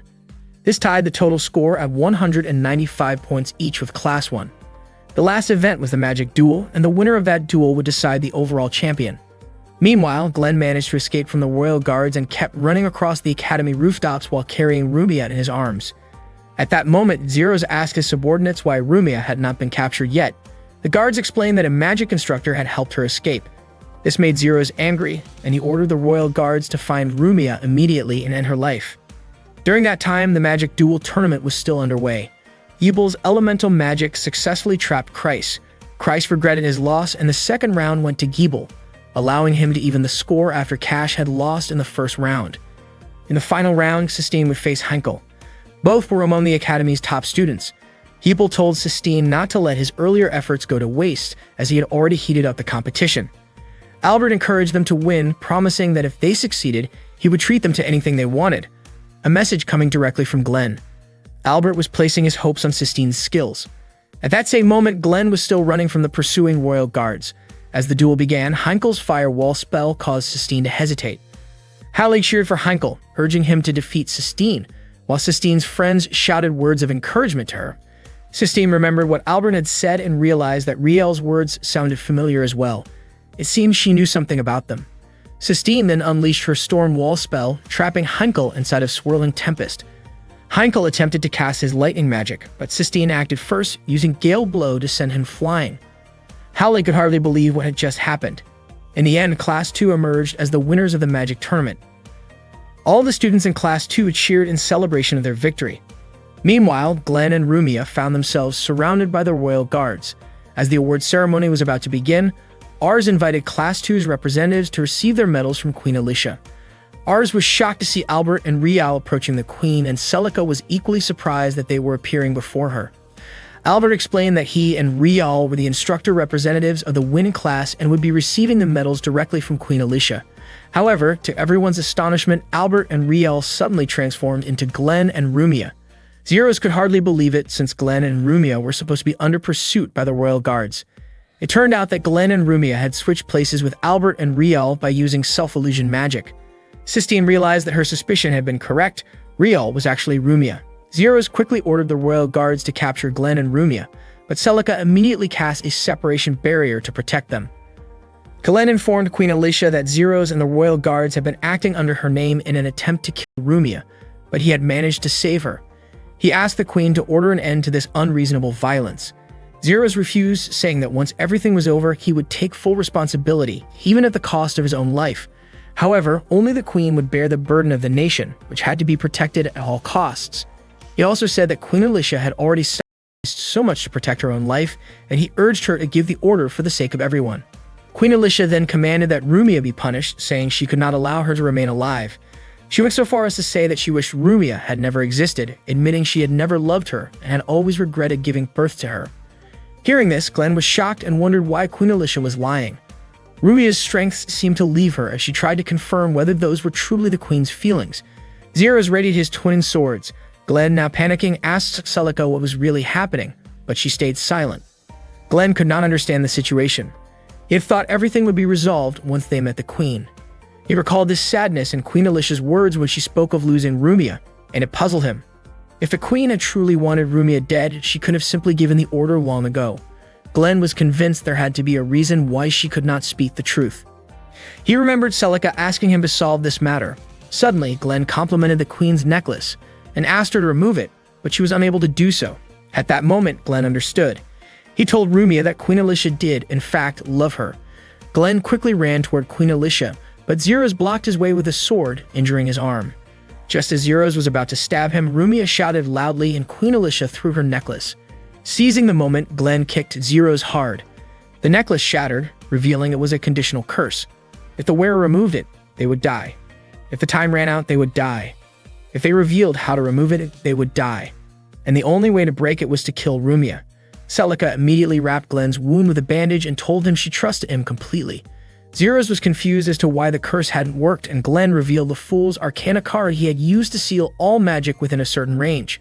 Glenn asked Queen Alicia to stop hiding the truth. Rumia realized that if the Queen had accidentally spoken, she would have been killed. Piecing it all together, Glenn understood there had to be a cursed object involved. He then hugged Rumia and apologized for hurting her again, expressing how grateful he was that she was safe. Hearing this, Rumia's tears flowed uncontrollably, and she called Queen Alicia mother. The royal guards were relieved that the queen had finally been saved. Meanwhile, Albert confronted Eleanor and explained that his mission was to keep an eye on certain royal guards who had recently been acting suspiciously, and to investigate the background of those close to Queen Alicia. He recognized Eleanor as a heretical witch from the Sky Salvation Bureau and asked why she wanted to kill Rumia. Eleanor admitted not all royal soldiers were fools, that mentioned the Akashic records, claiming that was the only purpose of Princess Rumia. When Eleanor tried to escape, Rial attacked her, but unfortunately, Eleanor managed to teleport away. Frustrated, Albert immediately informed Glenn that the mastermind behind everything was Eleanor, the Queen's headmaid, meaning the Sky Salvation Bureau had infiltrated the kingdom deeply. Albert and Rial decided to return to plan a countermeasure and told Glenn to be careful. Glenn thanked them, though Rial still gave him a stern warning. Not long after, Rumia approached Glenn and smiled at him. At that moment, Queen Alicia was about to take her leave. She asked Celica to look after Rumia, making sure she stayed healthy and happy. That night, Glenn and Rumia walked together. Rumia said she felt relieved after talking about so many things with her mother, and it was all thanks to Glenn. Glenn insisted he hadn't done much. Rumia then asked how he knew her mother had been lying. Glenn explained that 3 years ago, when Rumia was kidnapped, Queen Alicia had asked for his help to save her daughter, and he had seen her cry back then. Rumia understood, realizing that's why Glenn still remembered the promise he made 3 years ago to protect her. Glenn took that promise seriously. Rumia felt grateful for being saved by both Glenn and her mother. Glenn mentioned that the second-year students had also worked hard, and it was time to reward them. They had gathered in a cafe where Sistine even looked tipsy from eating too much brandy cake. Sistine hugged Glenn and said she was impressed he had saved Rumia again. Glenn felt a bit awkward since her face was way too close to his. A moment later, the cafe owner arrived with the bill for all the second-year students' food, totaling 1 million yen. Glenn was stunned, realizing his prize money and 3 months' salary had vanished in an instant. In mock frustration, he considered punishing them with his extinction ray magic. That early morning, Glenn took Sistine outside for training, and she was already feeling exhausted. She asked if her skills had gotten any better. Glenn told her that compared to when they first started, she had definitely improved. He tossed his jacket to her so she wouldn't get cold, and she quickly put it on. Wearing it made her blush, and she couldn't help but notice the faint scent of Glenn on it. Glenn suggested they work on striking practice, but Sistine asked why they had to train in hand-to-hand combat. Glenn had already guessed she would ask that question. After they were done, Sistine admitted she had thought this special training would be about enhancing magic power or practicing stone spells. Glenn explained that unarmed combat could sharpen her senses for both offense and defense during magical duels. Sistine wondered if Glenn was just venting his frustration because she often scolded him. Glenn admitted that was part of it, but their main focus now was to get her good at hand-to-hand fighting.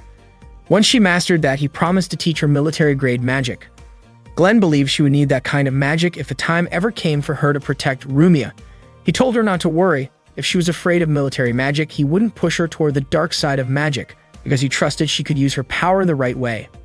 As daylight broke, Sistine earnestly asked for Glenn's guidance and encouragement. Later at school, Sistine and Rumia approached Glenn, who was sitting alone looking deep in thought. Rumia asked if he hadn't slept enough since he looked so pale. Sistine guessed it was because Glenn worried about Rumia so much that he waited for her there every day. Glenn denied it, saying it was just coincidence they took the same route at the same time. Suddenly, Rial showed up and drew her sword at Glenn, saying she had missed him. Glenn blocked her attack and demanded to know why she suddenly went after him, asking if she was trying to kill him. Rial explained she was just following Albert's advice, who told her to greet a fellow comrade like that. Glenn wondered if Albert secretly disliked him. Sistine remembered seeing Rial at the magic competition before. They asked if she was the transfer student since she was wearing a school uniform. It turned out the royal government had decided to send an official guard for Rumia, and their plan was to disguise a mage as a transfer student. Glenn was surprised that the chosen person was Rial. Rumia felt reassured knowing Rial was there for her, but unexpectedly, Rial said she was actually there to protect Glenn instead. Glenn reminded her that her job was to protect Rumia, but Rial seemed more interested in guarding him. Annoyed by her nonsense, Glenn grabbed her ear and made it clear she had to keep her identity and mission a secret, even shaking her a little so she would understand. That day, Glenn introduced Rial to the class as the new transfer student. The boys were clearly thrilled to see how cute she was. Glenn asked everyone to be friends with her. When it was her turn to introduce herself, Rial simply stated her name. Glenn encouraged her to share more about herself, like hobbies or anything else, but she instead revealed that she was a soldier in the Royal Army and part of the Special Forces of the Court Mage Division. Hearing that, Glenn immediately covered her mouth and whispered for her to just say she was from Eteria, dreamed of joining the Royal Army, and came to the academy to study magic.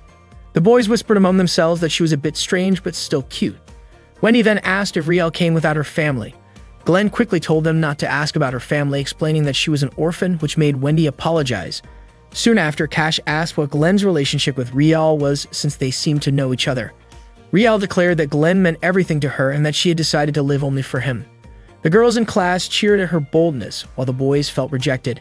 Glenn panicked at her statement, while Sistine's face showed a hint of disappointment. That day, the second-year students were being graded on using the Shock Bolt spell to destroy golems. Sistine successfully destroyed all 6 targets in a single strike. The other students were impressed, and Rumia praised her for how much she had improved lately. Glenn called her amazing, making her blush and reply that it was nothing unusual. Next, it was Rial's turn. The students were curious about her abilities, especially since she had said she wanted to join the Royal Army, but her Shock Bolt attacks kept missing.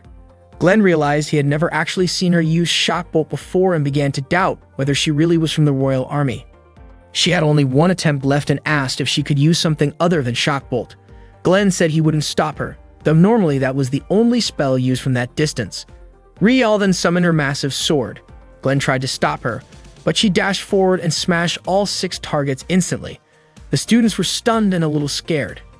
During the lunch break, no one approached her, and Glenn guessed the others already saw her as dangerous.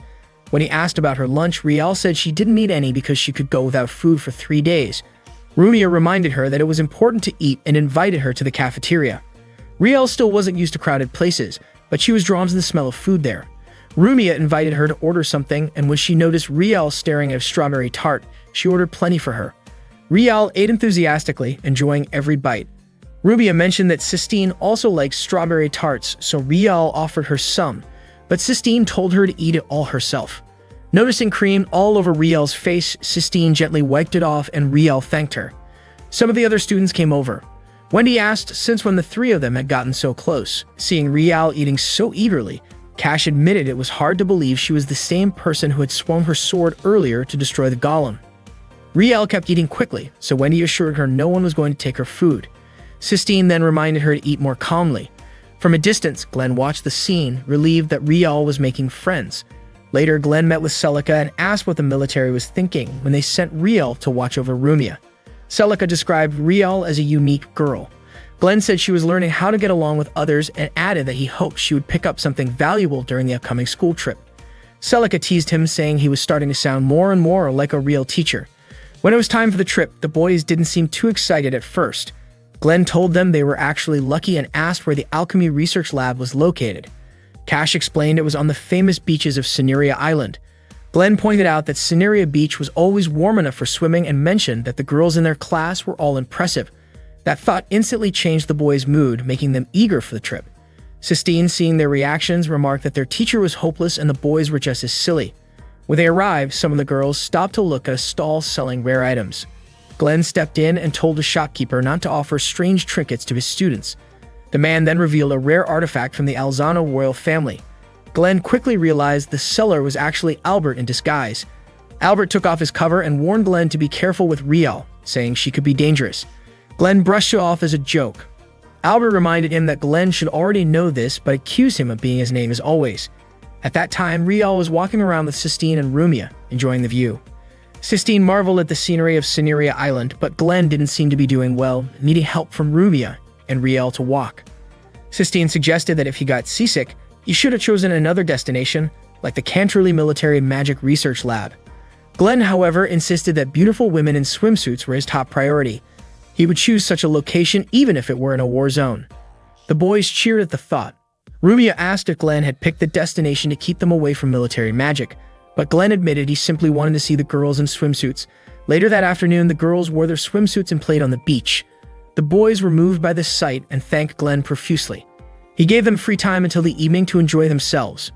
Yeeble, unlike the others, chose to sit under a tree and read, saying he hadn't come there to play. Rumia, Sistine, and Rial walked over to Glenn. Rubia asked what he thought of their appearance, and Glenn said they looked adorable, even complimenting Sistine's great sense of style. Sistine blushed and told him not to look at her like that. Then Rial suddenly came closer and Glenn asked why they weren't out playing on the beach. Rumia invited him to join them for a volleyball game. At first, Glenn refused, saying he didn't want to get tanned, but in the end he joined. They ended up having a blast playing volleyball with magic spells mixed in. That night, a group of boys planned to sneak toward the girls' rooms, with Cash even preparing a map to mark the best route. One of them asked about Glenn, and Cash explained he had timed it so Glenn's patrol would take him far from the target area in about 30 minutes. They were feeling confident about their plan until Glenn suddenly appeared behind them. Shocked, Cash asked how he could possibly be there.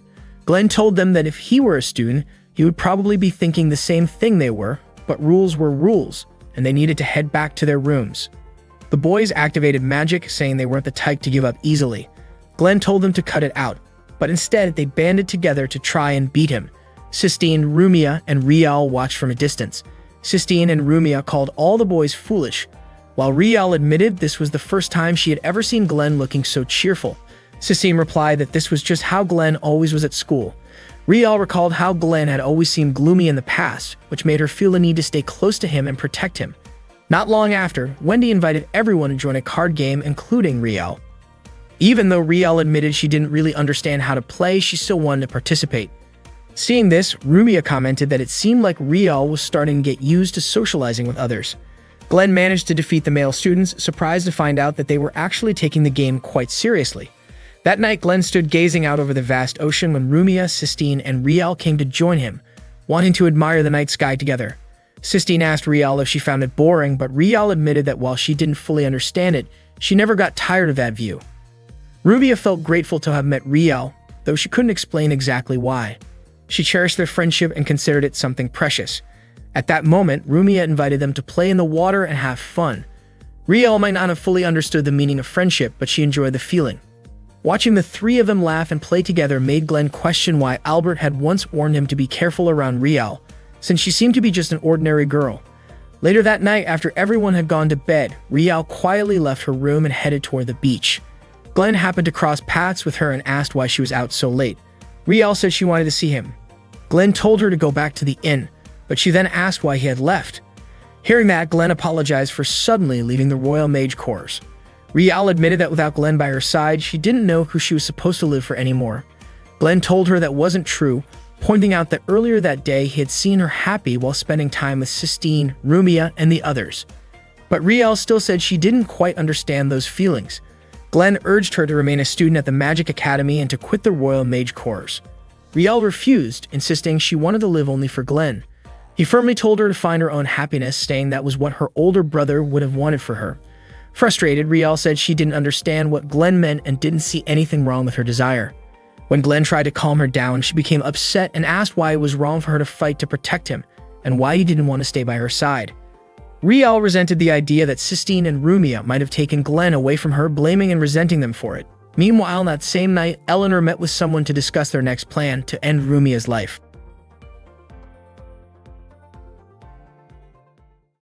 That day, the second-year students were walking toward the research lab. The trip was quite a distance, leaving them tired. Sistine couldn't help worrying about Rumia and Rial, though unfortunately, Rial didn't pay her any attention. Rumia assured her that Rial was fine. Sistine explained that she had panicked that morning when she didn't see Rial in their room. She asked her not to do that again and even remarked that if Rial kept acting that way, she would end up like Glenn. Rial was startled, tripped, and fell. Rumia and Sistine rushed to her side, but when Rumia tried to help, Rial grabbed her hand and told her not to touch her. Sistine was confused. Rumia had been worried about her, but Rial reacted so coldly. Rial, visibly upset, told them to stop caring about her and admitted that she disliked all of them. She quickly walked away, leaving Rumia and Sistine behind. Sistine didn't understand why she was acting like that, while Rumia wondered if maybe Riel didn't like them spending time together. Suddenly, Glenn spoke up, saying Rumia's guess wasn't right. According to him, Riel was a bit anxious because of something he had said to her the previous night that upset her. When the second-year students finally arrived at the alchemy research lab, they were welcomed by its head, Burks, who specialized in white alchemy. Glenn shook his hand and thanked him for helping with their field research. While the students were relaxing, Riel was sitting alone. Sistine noticed, but Rumia suggested they let her be. Burks began leading the students on a tour, explaining that white alchemy was a field combining white magic and alchemy, focused on the study of life itself. The place was filled with fresh mana, and the location was vital for their work. Rumia seemed startled when Burks glanced at her. The lab specialized in combining different plants and animals to create chimeras, leaving the students impressed. Sistine commented that she still wanted to become a magical archaeologist in the future, though she was starting to have doubts, while Rumia wanted to join the magical bureaucracy. Rumia felt uneasy seeing the experiments and questioned whether it was really okay to manipulate the lives of other creatures. Sistine realized that studying too deeply could lead someone down the wrong path into becoming a dark magician. However, this kind of research wasn't unique to this lab.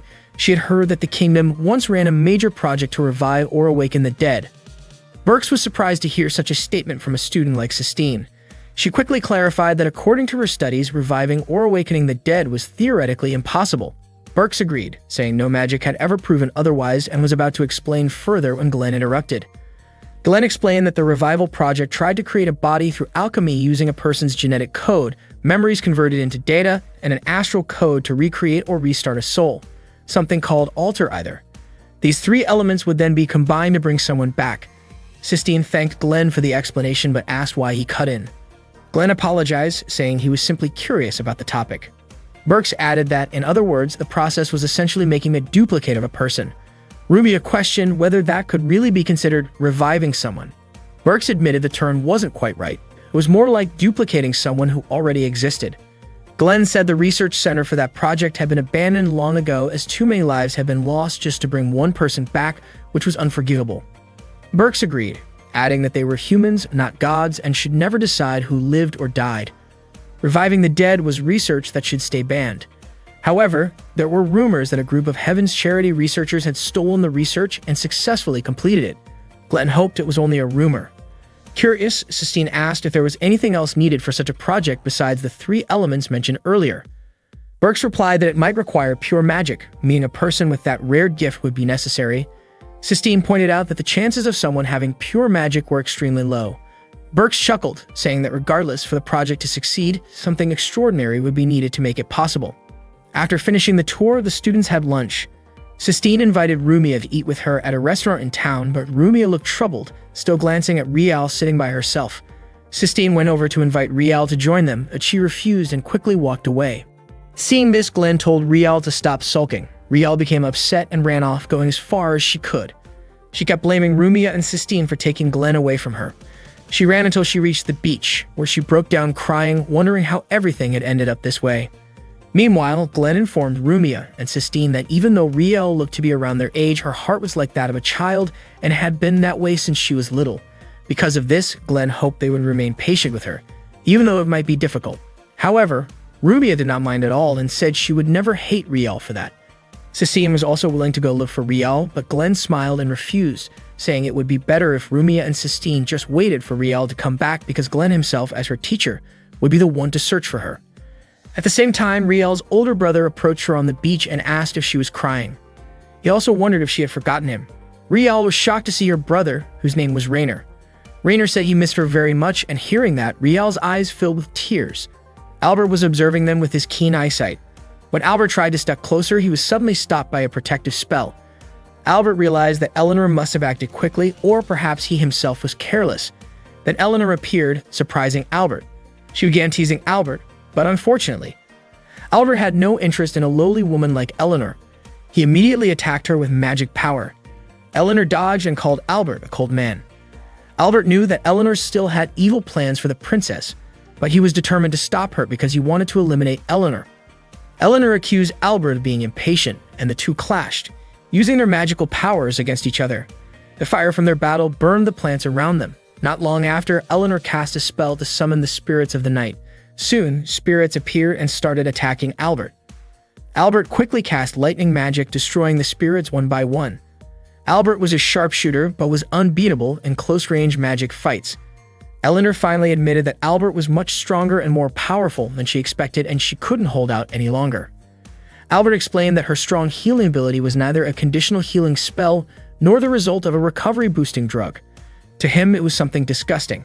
Before long, Eleanor had fully recovered from the attack. Albert realized that Eleanor was different from all the evil witches he had defeated before. If he managed to defeat her, the kingdom would gain an advantage regarding her organization. But Albert also knew that Eleanor was a dangerous woman and he had to finish her off immediately. Meanwhile, back at the inn, Rumia asked Sistine what was wrong with Rial. Sistine still didn't understand the reason. She recalled when the three of them were at the beach, and Rial said that she didn't really understand friendship but liked them. Sistine believed that Rial's words were sincere. Sistine decided to go shopping because she knew Glenn and Rial would be hungry when they returned. Rumia smiled and let Sistine go. At that moment, Rial still couldn't believe that Raynor had returned, even though he was supposed to be dead. She questioned him about it. Raynor admitted that he was indeed killed by the organization, but maybe Rial had been so angry that she didn't realize he was still alive. Raynor knew that for 2 years, Rial had recovered and gained her freedom. He asked Rial to save him because he was still a slave. Rial asked how she would help rescue him. Raynor explained that the organization needed Rumia to continue their plan, and Glenn was considered an obstacle. The organization gave Raynor a chance. If the plan succeeded, he could be free. Rial looked confused. Raynor asked if she would protect him or abandon him again. Soon after, Glenn arrived and quickly separated Raynor from Rial. Glenn already knew that Raynor was a researcher of the celestial virtue. Glenn didn't know what lies Raynor had told Rial and called Raynor an evil sorcerer. Glenn said it was useless for Raynor to attack because Glenn had prepared a foolproof arcana. Unexpectedly, Rial stabbed Glenn in the back with her dagger. Glenn was truly surprised by her betrayal. Rial said goodbye to Glenn and declared that she was living for her older brother. Meanwhile, Albert was still fighting Eleanor. Using his long-range vision, he noticed Glenn lying down, apparently killed by Rial. Albert realized Eleanor was only a distraction to buy time. After that, Eleanor left. At the same time, Sistine returned to the inn and was shocked to find Rumia lying unconscious, stabbed by Rial. Sistine was upset and asked what Rial had done to Rumia. Rial said Rumia was only unconscious. Sistine asked where Glenn was since he had gone to find Rial. Rial said she had already killed Glenn. Hearing this, Sistine was shocked and suspected that Rial was lying. Sistine couldn't understand why all this was happening. Rial confessed that she had actually joined the celestial virtue researchers and that, no matter what, she was Sistine's enemy. She also intended to take Rumia away. Sistine tried to stop her and threatened to shoot Rial if she didn't stay away from Rumia. Rial questioned whether Sistine could really do it and asked Sistine to shoot her, promising she wouldn't resist. Unfortunately, Sistine hesitated. She remembered words that said she was actually weak and just hiding behind a mask. She also recalled Rumia's desire to make magic useful for humanity, as well as Glenn's advice to use her power when military magic scared her. In the end, Sistine couldn't do anything, and Rial took Rumia away. At that moment, Sistine realized that if she used her power, Rumia could have been hit by the attack or Rial could have been killed. She understood that she was just afraid and powerless to act. Not long after, Albert arrived carrying Glenn's body and gently laid him down on the bed. Sistine was shocked and immediately rushed to Glenn's side. Albert told her not to worry because Glenn was still breathing. Sistine asked Albert to use healing magic, but it turned out to be useless since Glenn was already caught in the grasp of the god of death. Sistine broke down in tears, unable to accept what was happening. Albert then asked Sistine to lend him her power. Sistine cried harder, feeling lost and unsure of what to do, especially since healing magic couldn't help. She kept weeping, wondering why all of this was happening. Albert urged her to calm down and asked if all she could do was just mourn and cry, because if that was the case, it was as if she wanted to kill Glenn. Albert was about to leave and Sistine asked what she could do for Glenn. Albert explained that to heal him they needed to use the white magic called Reviver, but Sistine knew that spell required a huge amount of mana. Albert was aware of this too, which was why he needed Sistine's mana. Sistine agreed and Albert started preparing the ritual, asking Sistine to make a temporary magic contract with him. Suddenly, Albert announced that Glenn's breath had completely stopped. Hearing this, Sistine felt devastated. However, after checking Glenn's pulse, Albert said it was still beating. He then asked Sistine to give Glenn artificial respiration until the ritual was ready. Sistine looked nervous, but Albert was confident she could do it. Albert began the ritual preparations using his own blood. Sistine admitted she had never done artificial respiration before, but Albert told her there was no time to be afraid and to just do it. Sistine leaned her face close to Glenn's, her cheeks flushing as if she was about to kiss his lips. She continued giving him breaths until Albert finished the ritual setup. Meanwhile, Rumia was hanging but had already regained consciousness. Not long after, Rainer apologized for treating Rumia poorly, but said he really needed her, and everything he was doing was for himself and his younger sister, Rial. Rumia was shocked to see Rial and asked where Glenn was since she had been looking for him. Rainer said Glenn would not come because Rial had already killed him. Rumia couldn't believe it, knowing that Rial wouldn't do such a thing. Rial then apologized. Rial apologized to Rumia for having killed Glenn. Rumia was surprised and asked why Rial did such a thing. Rial didn't want to do it, but if she didn't know who she would live for. At that moment, Glenn was having a nightmare and suddenly woke up. Albert then said that Glenn was tough as usual. Glenn apologized for causing trouble for Albert. Albert told Glenn to thank Sistine because without her, the revival ritual wouldn't have been possible. Albert also just found out that Sistine actually had an impressive number of revivals. Glenn had already suspected that Sistine was really amazing, even if she was sometimes a bit rude. Albert mentioned that maybe they could rely on her to save the princess. Glenn asked Albert to explain the situation. After Albert explained everything, Glenn couldn't believe Rial could go that far. Albert was puzzled since he had warned Glenn to be careful around Rial beforehand. Glenn asked if Albert had suspected that the Sky Virtue researchers were planning something. Albert said there were suspicious reports around the White Alchemy Lab about some shady funding, and after investigating, they found a clear connection between them and Burks, the director. Glenn was surprised that Albert didn't tell him this when they met. He realized Albert had intentionally been using Rumia as bait. Glenn got angry and asked what Albert's superior's real intentions were and why Albert didn't stop it. Albert said Glenn should probably already know that. Glenn understood that if that was true, then Rial's identity might be exposed. He said he wouldn't forgive it if Rumia was really used as bait, and he didn't want Albert to involve Rumia just for their own interests.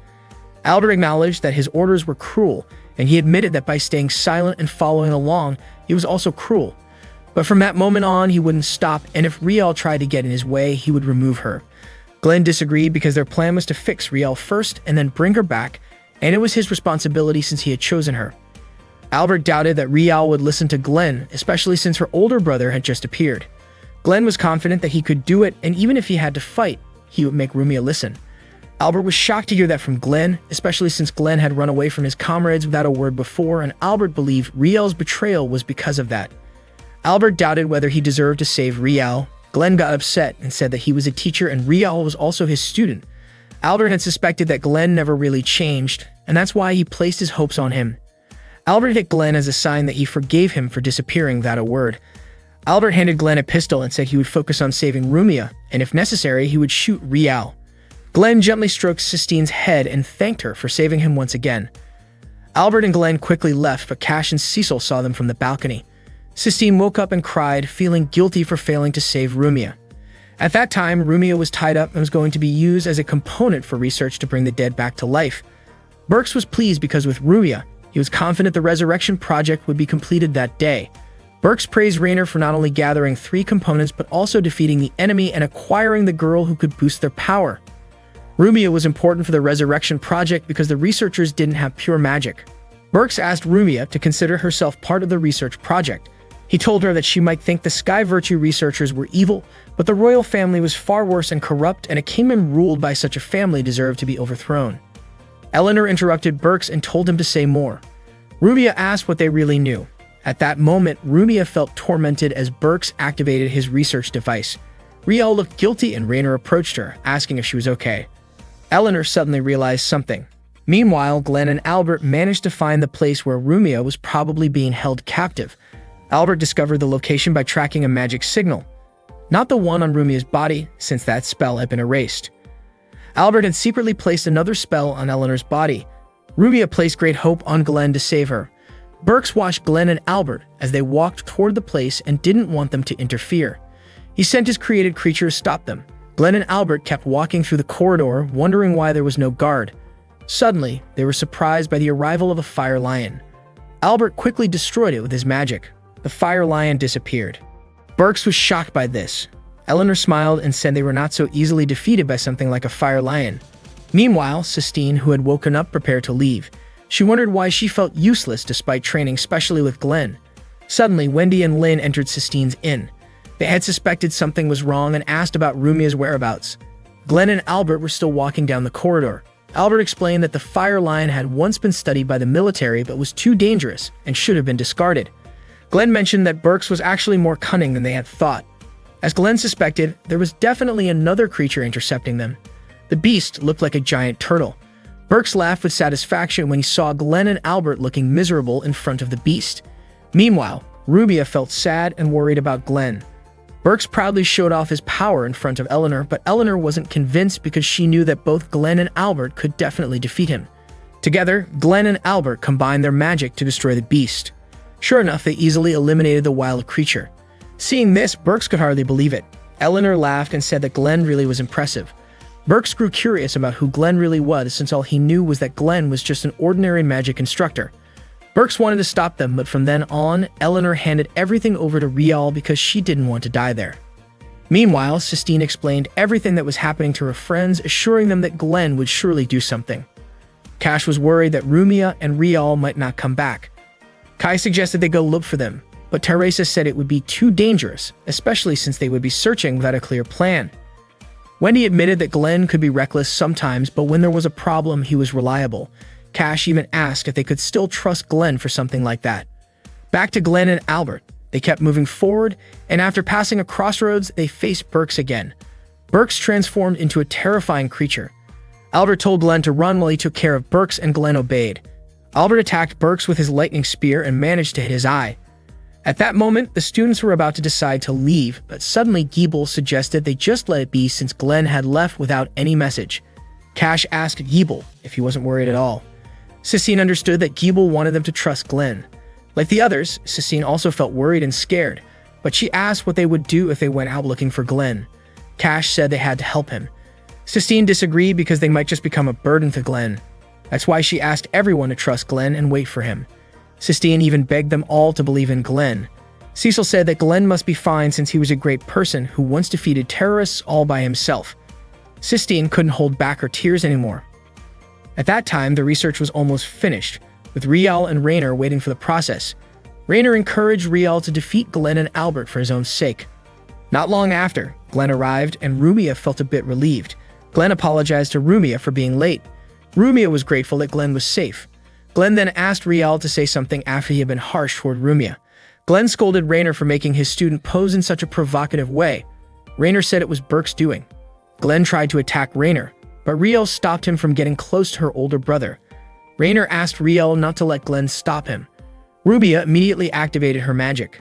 Glenn didn't expect that Rial wanted to fight him. Rial confessed she would fight for Raynor. Glenn tried to make Rial realize she was being lied to by Raynor because her older brother had died 2 years ago, and the dead don't come back to life. Rial refused to listen and insisted that her brother was still alive. She was completely unreasonable and wouldn't listen no matter what Glenn said.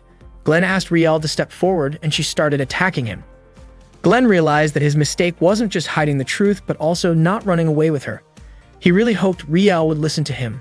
Rumia shouted, begging Rial not to attack Glenn because he was their precious teacher. Rumia also said that Rial was a valuable friend to her and Sistine. Glenn asked if Rial truly loved her brother. According to Rial, her brother was everything, and she had decided to live for him.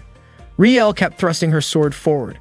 Reluctantly, Glenn used his pistol and fired at Rial, who kept dodging. Glenn said that a little sister who spoke like that made him jealous. He wanted to know more about her amazing older brother and asked for his name. Rial was surprised by Glenn's question. Raynor told Rial to finish Glenn quickly. Glenn asked Rial to tell him her brother's name, promising to back down if she did. Raynor told her not to listen to Glenn, but Glenn kept pressing. Rial tried to remember the name of her older brother, but it gave her a headache because it was so hard to recall. Raynor shouted that the name didn't matter anyway. He was Rial's older brother. At the moment when Rial was weakening, Glenn threw a pistol toward her head and immediately pushed her down to the ground. Just as Rial was about to activate her magic, Glenn slammed her head down. Raynor demanded Glenn to back off from his little sister. Glenn got annoyed and fired his research device repeatedly, hitting Raynor. Glenn called Raynor a fake.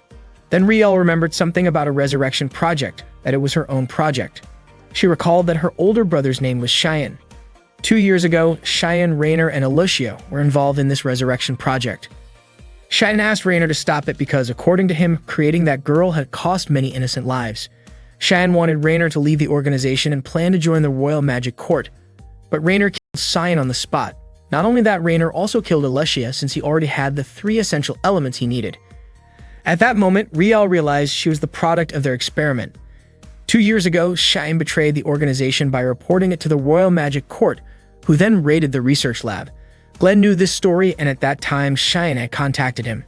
Cheyenne explained that the Resurrection Project could be completed with his pure magic, but if he left the organization, the research would stop. Shin begged Glenn to save their friends, those who had shared joy and pain since they were young, Alicia and Rainer. After that meeting, the Royal Magic Court raided the lab, but Cheyenne was already dead, and Alicia was badly injured. The Astral Code Girl was Rial. In short, Glenn protected the girl who inherited those memories until her death. Realizing this, Rial began to cry. Rainer said that he had already altered Rial's memories for his own benefit before she escaped from the experiment. But to him, trash was still trash, and he didn't need her anymore. Hearing this, Glenn got angry and immediately attacked Rainer with his magic, but 3 girls who were products of the experiment rose up to protect Rainer. It turned out the resurrection process had been completed, and the 3 revived girls were perfect. Rainer ordered the 3 girls to eliminate Glenn and Rial.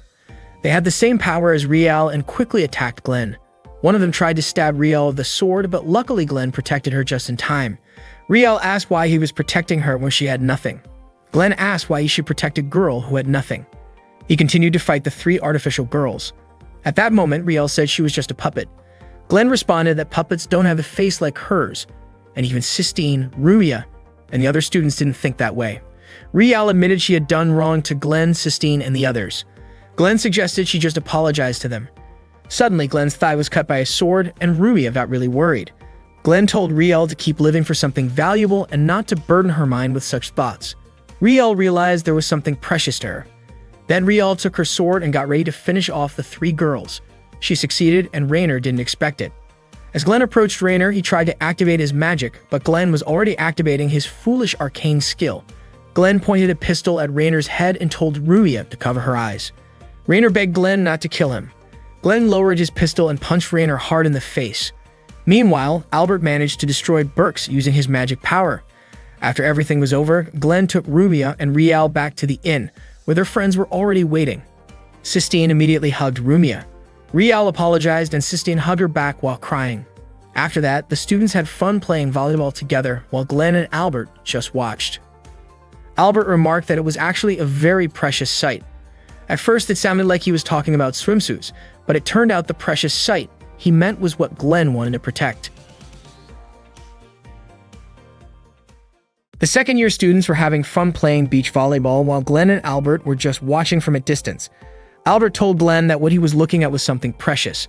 Glenn assumed Albert was talking about the girls' swimsuits, but it turned out Albert meant something far more meaningful, a precious sight Glenn wanted to protect. The ball rolled over toward Glenn and Sistine called out, asking him to toss it back. After Glenn threw it, Sistine thanked him. Suddenly, Albert commented that Sistine reminded him of Sarah. That night, Eleanor reported to her superior. The superior asked if Rumia's power was close to being complete. Eleanor confirmed it and asked what they should do next. The superior told her to simply keep an eye on Rumia for now. Eleanor added that there were people inside their organization who wanted to awaken Rumia again. Her superior left the matter in Eleanor's hands. After the school trip, Rial stayed over at Sistine's house. That night, she joined Sistine's family for dinner. Sistine's parents encouraged her to enjoy the food, though Rial seemed a little awkward and shy. Sistine explained to her parents that Rial was just a reserved person, so it would take time before she felt completely at ease with them. Sistine's father was relieved because he had thought Rial didn't want to eat at all. Filiana asked if Rial also liked Glenn, since Sistine and Rumia always spoke highly of him. Rial admitted that everything began because of Glenn. Filiana smiled, feeling even more convinced that Glenn was a good person. Leonard then invited Rial to try his cooking. Filiana mentioned that she and Leonard would be leaving for the capital the next day, and she asked the 3 girls to take care of the house while they were gone. Leonard also said he had something important to tell Sistine. Later that night, Rumia, Sistine, and Rial stood on the balcony, gazing at the sky. Rial lowered her head and apologized to Sistine about what happened before. Sistine hugged her and told her it was fine. Rumia joined in the hug, and in that moment, Rial realized just how precious her friendship with them was. The next day at school, Sistine was carrying a stack of books in the library when one of them slipped from her hands. Celica picked it up for her and mentioned that Sistine's grandfather had been a famous researcher.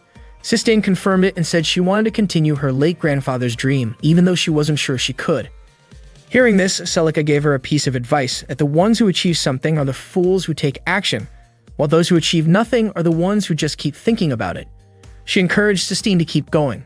Celica then left for the underground labyrinth. While Sistine was organizing books on the shelves, Glenn suddenly showed up and startled her. She told him he didn't really seem like the type to be in a library. Glenn disagreed, saying he was basically a walking encyclopedia. He then thanked her for using the reviver spell to save him.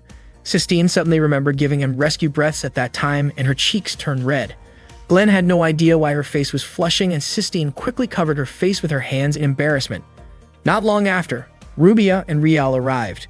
Rubia asked what was going on and if Glenn had been bothering Sistine again. Rial looked at Glenn and declared that she would protect Rubia and Sistine. She summoned her magic and prepared to draw her sword toward him. Glenn tried to explain that it wasn't what she thought, but Rial kept attacking. Glenn ran at full speed to dodge her strikes, eventually rushing outside, only to trip and fall onto the street. At that exact moment, a horse-drawn carriage came down the road. Sistine panicked because Glenn was about to get hit, but the carriage's passengers saved him using magic. The passenger was surprised to find Sistine there, as she was the first person he had met at that place. He introduced himself as Leos, a special guest instructor invited to the academy, and also revealed that he was Sistine's fiancé. Hearing this, Rubia, Glenn, and Rial were all shocked. On their way somewhere, Leonard told Filiana he had forgotten to tell Sistine that Leos would be coming. Sistine herself was confused about what Leos had just said. Leos laughed, reminding her that they had once made a promise together. She flusteredly replied that it had been when they were just kids. Glenn walked up to Leos and asked if he was serious, even suggesting that being with Sistine was basically a death wish. Sistine was annoyed and confused by Glenn's comment. Leos looked irritated and told Glenn not to insult his future bride. Sistine tried to calm him down, explaining that Glenn was only joking. Leos was then surprised to realize that the man standing before him was actually Glenn. Back at the Kleidos Magic Academy, where Leos taught, Glenn's name often came up in conversation. People spoke of him as a rare, talented teacher who understood the core of spellcasting and focused more on practical application. Leos even said he'd like to attend one of Glenn's classes sometime. Meanwhile, in the academy principal's office, Rick, Hallie, and Celica were talking about Leos. Tamriga Leos had been asked to fill in for an Alzano Imperial Magic Academy instructor who couldn't teach due to health problems. Hallie felt really lucky that their school was getting help from such a talented teacher like Leos. Celica, on the other hand, seemed amused by the fact that someone like Leos would even come to their school. Hallie asked if Celica was worried that her hopeless student might be replaced by Leos, but Celica simply replied that it might not be such a bad thing. Elsewhere, Leos told Sistine that he still sincerely loved her with all his heart. Hearing this, Sistine's friends were impressed. Glenn, however, teased her by saying that normally, no one would be interested in a girl like Sistine, but maybe everyone had different tastes. He even joked that if everything went smoothly, he'd give a speech at Sistine's wedding. Annoyed by Glenn's teasing, Sistine threw something at him with force. Rial asked Rumia why Sistine seemed upset, and Rumia guessed that the whole thing was just a hassle. That day, Leos was teaching in Sistine's class. He explained about Xyzer magic energy, which was used for transduction purposes. Recently, there had been a lot of spells used by the royal military, such as heat, cold, and shock magic, and he promised they would understand why. He explained that using shockbolt magic with proper understanding could dramatically improve its effectiveness. He also mentioned that wind magic, which might seem weak from a military magic perspective, actually had unique strengths. Leos wanted to start a discussion with the students, but unfortunately, their class time was up. He wrapped things up and thanked the second-year students. The class gave him a round of applause, praising him as an amazing teacher. Glenn also acknowledged that Leos' teaching style was flawless. He could help students understand the theory of material force better than what over half of ordinary soldiers could grasp. Still, Glenn thought it might have been too early to teach such things to students. The smarter ones would realize that Shockbolt's effect depended on how it was used, and that it could take a life, but they didn't yet understand the meaning of carrying such power. All they knew was that it existed. Suddenly, Rubia asked Glenn if that kind of teaching wasn't questionable. She remembered how Glenn always told students to think about the meaning behind a power before using it, and to never stray from the right path. At that moment, she understood the point of those words. She assured Glenn that he didn't need to worry, because in the end, the students he taught wouldn't misuse their magic. Glenn admitted he wasn't worried about that. He was just jealous that Leos, who happened to be handsome, was also a better teacher. Glenn teased Sistine again, saying she had found herself a good man. Sistine pouted and walked away. Later, Leos asked Sistine what she thought of his teaching. Nervously, she said his explanations were impressive. Hearing that made Leos happy, and he remarked that Sistine was famous for moving teachers emotionally. He then said he had cleared the first step toward becoming a suitable husband for her. Irritated, Sistine told him not to talk about such things in public. Leos invited her to take a walk with him because there was something he wanted to discuss. Sistine declined, saying she couldn't right now, but Leos insisted it was something they had to talk about, even if not at this moment. Eventually, she agreed to go with him. After Sistine left, Rumia made a small request to Glenn. While walking together, Leos and Sistine were reminded of the past. Leos confessed that he had once been certain their relationship would continue to grow. Sistine realized that if they just let time pass, their connection would become nothing more than a fond childhood memory. Rumia asked Glenn to go with her to watch Sistine from a distance. Glenn wasn't particularly interested in such things. Leos, convinced that there had to be a way to keep their memories alive, asked Sistine to marry him. Glenn, who happened to witness the sudden proposal, was shocked but looked entertained, unlike Rumia, who admitted she felt uneasy about Leos. Glenn told her to just ignore it.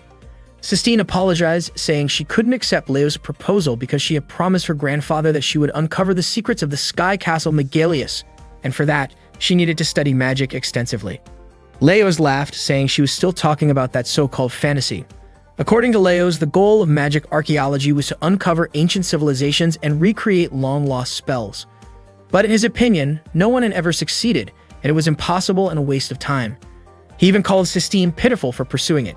Leos went on to say that if Sistine's grandfather hadn't focused on that field, he could have achieved more in the history of magic instead. He then asked if Sistine would lend her support to his own specialty, military magic research. Unfortunately for him, Sistine turned him down, saying that just as he had his own dream, she had hers. Leos kept pressing her, saying he didn't want her to waste her life. Hearing that only made her more upset. Suddenly, Glenn appeared and scolded Leos, saying Leos should remember he was the main character of his own life. Seeing this, Leos told Glenn to get lost because this had nothing to do with him. Out of nowhere, Sistine announced that she and Glenn were lovers who had promised to be together in the future, so she could marry Leos. That statement shocked everyone, and Sistine's cheeks turned red after she said it. Luckily, Glenn quickly caught on and played along. Leos refused to believe it, saying there was no way Sistine would like someone like Glenn. To convince him, Glenn claimed that Sistine had already shared a bed with him. Sistine immediately threw him aside, saying that was way too much. After all, they had only kissed. Leos was stunned to hear they had kissed, and Sistine accidentally blurted out again that she and Glenn had indeed kissed. Glenn told Leos to give up because Sistine was his bride. Leos insisted Glenn wasn't right for Sistine, but Glenn teased him, saying that Sistine had chosen him. This irritated Leos, and he called Glenn his enemy. To everyone's surprise, Glenn then challenged Leos to a duel, and Leos accepted. After Leos left, Glenn teased Sistine for letting her words slip. He said this was his big chance. If Sistine became his wife, he wouldn't have to work anymore since he'd be marrying into nobility. Sistine threw him again in annoyance. Later in class, Glenn said he was going to give them special training in magical troop combat so that he could marry Sistine, become rich, and live as a carefree shut-in. The students were baffled about what was going on and why they were being dragged into what was clearly Glenn's personal duel with Leos. Glenn had no choice but to prepare them, since Leos insisted on testing their skills as magic instructors. Yebel said Glenn wouldn't win because the class wasn't strong enough yet. Glenn told them to keep training, promising he wouldn't forget them once he became wealthy. That night, Glenn told Albert about everything. Albert called him pathetic for fighting over a woman he didn't even seem to like, and asked if Glenn didn't feel at least a little bad for Sistine. It turned out Glenn's reason for wanting to win was so that he wouldn't have to work again. Glenn asked why Albert had contacted him anyway. Albert explained that there were reports of angel dust being smuggled into the city. Glenn could hardly believe it, since the method for making angel dust had been destroyed during last year's incident. People injected with that substance became puppets controlled by others, and that case had made Glenn sick to his stomach. Albert suspected Glenn wanted to join the investigation, but in reality, Albert had come to keep Glenn out of it. Albert questioned what Sarah's death had been for if that drug was being used again. Glenn didn't want to see it happen again either. Albert was certain Glenn saw something of Sarah and Sistine. On his way home, Glenn remembered how Sarah had admired him because he wanted to be a heroic magician who saved everyone. She had told him to have more confidence in that dream. Glenn used to call her White Dog as a nickname. He had even asked her not to worry about him, promising he would protect everyone. Meanwhile, Leos was riding in a carriage, talking with Jadis. Leos told him Glenn had challenged him to a duel, exactly as Jadis had predicted. Jadis urged Leos to do his best against Glenn, saying that this was at the core of his own sense of honor. The duel between Glenn and Leos was set as a magic court battle. Before it began, Hallie explained what a magic court battle meant, essentially a war between magic divisions. Students would line up under the command of their teacher, who acted as their commander. In this match, the students' spells were treated as military magic, and anyone considered defeated had to leave the battlefield immediately. The key to winning was all about how the commander chose when and where to move their troops. The battle would last for only 3 hours, and the winner would be whoever managed to reclaim the headquarters or defeat the enemy commander. Glenn thanked Hallie for explaining the rules. Hallie, however, couldn't wrap his head around why Glenn was using students from a prestigious academy just to duel over a woman. He hoped Leos would teach that hopeless guy a lesson. Leos smiled, walked over to Sistine, and told her not to worry about him while encouraging her to fight with everything she had. The girls who overheard were touched by his words. Leos promised he would overcome every obstacle to win her heart. Meanwhile, Glenn begged the second-year students to lend him their strength so he could get rich. Some of the boys grumbled that maybe it would be better if they just lost. Wendy teased Sistine, asking if she was really going to marry the winner of the duel. Sistine was startled and quickly said that wasn't going to happen. She had way too many things to do. In her mind, Glenn and Leos were just caught up in the heat of the moment. Still, deep down, she wondered if Glenn might actually be serious about her. The thought even made her imagine him defeating Leos and proposing to her. Realizing what she was picturing, Sistine suddenly shouted in frustration, asking herself why she was imagining marrying Glenn of all people. Riel noticed and asked if Sistine was sick, seeing her face turn red and hearing her yell like that. Rubia smiled and hinted that maybe it was true, but it was the kind of condition no doctor could cure. Ars was in charge of commentating on the match between the second and fourth years. The battle started with 3 second-year boys casting lightning magic, but Ken and Chris were taken out by the fourth years before they could even switch to wind spells. The fourth-year class was the elite, students whose power and precision far outmatched the second years. On top of that, they used a 3-person unit tactic, a fundamental magic court battle strategy that was extremely effective. Leos smiled as he watched the fight. Earlier, he had taught his class about the basics of modern magic strategy, where 3-person units were formed: a frontline attacker, a frontline defender, and a supporting mage who adjusted to the situation and backed up the other 2. Hebel had asked if that meant each member specialized in their role to gain a huge advantage against larger forces. Glenn confirmed it, adding that in a 3-person unit, if even one person acted selfishly, lives would be at risk. In magic warfare, there was no such thing as a hero. From his position, Leos tracked the second year's forces, 10 in the center field, 8 in the forest, and 1 on the hill. He suspected the 3-person unit tactic would be tough for them. He sent troops to each area to take down every second-year student. Watching the fight, the teachers assumed it would end quickly.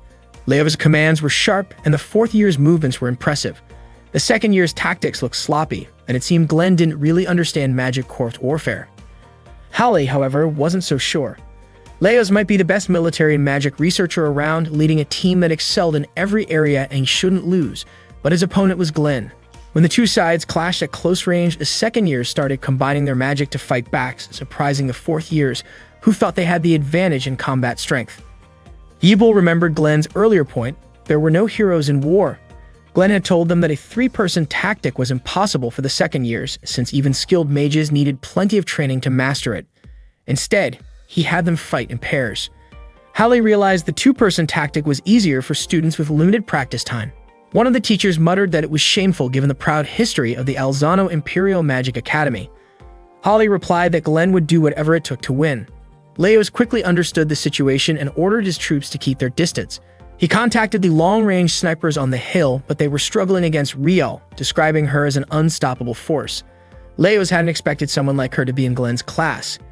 He then commanded all his troops to move into the forest, planning to use a forest-based tactic to finish off the second years. But Glenn appeared alone at the forest's edge, challenging them and luring them into chasing him. Ars was stunned to see Glenn at the front lines. The fourth-year students were fired up. If they could take down the enemy commander, they'd win the match. As they ran into the forest to chase after Glenn, he suddenly pulled a trap rope and managed to take down many students at once. With pride in his voice, Glenn shouted that when it came to guerrilla warfare, he was the best there was. Yebel and Cash could only sigh at the sight of Glenn pulling that off alone, remembering that in magical warfare, there were no real heroes. At that moment, Leos tried to contact Rukio, one of his students, but Glenn ended up answering the call instead.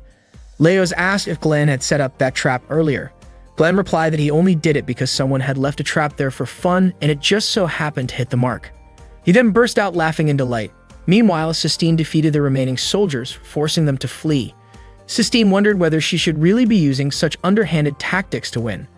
Her cheeks turned red as she imagined Glenn proposing to her, and she quietly admitted to herself that she felt foolish for even thinking about it. After that, Glenn ordered the students to run with all their strength. Leos commanded his side to attack all at once, but not long after, the battle time ran out. Howley announced that the match ended in a draw since there was no winner when time expired. Glenn praised his students for their performance, saying that against Leos, all it really took was a strategy like that. Cash asked Glenn if he was okay with ending in a draw, and Wendy followed up by pointing out that the real goal of the duel was Sistine. Before Glenn could answer, they heard Leos angrily scolding his fourth-year students. He even claimed that if they had simply followed his orders, they would have won. Hearing this, Cash realized just how harsh Leos could be. Glenn, however, said the students weren't the ones at fault. In his view, the soldiers lost because of their commander. Leos looked annoyed and suddenly threw his glove at Glenn, challenging him to a rematch. Glenn was surprised and asked if Leos wasn't giving up on Sistine yet. Leos firmly said he wouldn't stop until Sistine abandoned her pursuit of magical archaeology. Hearing that, Glenn declared that he wouldn't give up on marrying into nobility either. Sistine stepped in, asking them both to stop, saying they were being ridiculous because she wasn't an object to be fought over. She scolded Glenn for using cowardly tactics in battle, and added that she would never accept a proposal from someone so cowardly. Glenn quickly cut her off and set the duel for the next morning at dawn behind the school, promising it would be a one-on-one fight. Leos asked if Glenn was sure about that decision. Glenn stated motivation for winning was so he could spend the rest of his life being lazy. Hearing this, Sistine slapped Glenn across the cheek, clearly upset, and told him that she hated him. She stormed off with Rumia and Rial hurrying after her, leaving the other students confused by what had just happened. Glenn dismissed the class, saying the battle was over. On the way home, Sistine was still irritated by what Glenn had said earlier. Rumia pointed out that Glenn wasn't really like that, and that Sistine should know it too. Sistine thought back to her time with Glenn and realized she did know, but she still couldn't understand why he accepted the duel. In reality, Glenn had overheard Leos talking about wanting to crush Sistine's dream. Rumia didn't know Glenn's exact reasons, but she knew he usually avoided challenges, so there had to be an important motive behind this one. She suggested they just talk it out. Rumia didn't know why Sistine claimed to hate Glenn. She just wanted the two of them to get along like before. Sistine smiled and said she understood. Rumia also felt she should tell Glenn about the unsettling aura nearby, which looked like it was connected to Burke's. Meanwhile, Bernard, Christoph, and Albert encountered another tragic case of angel dust addiction.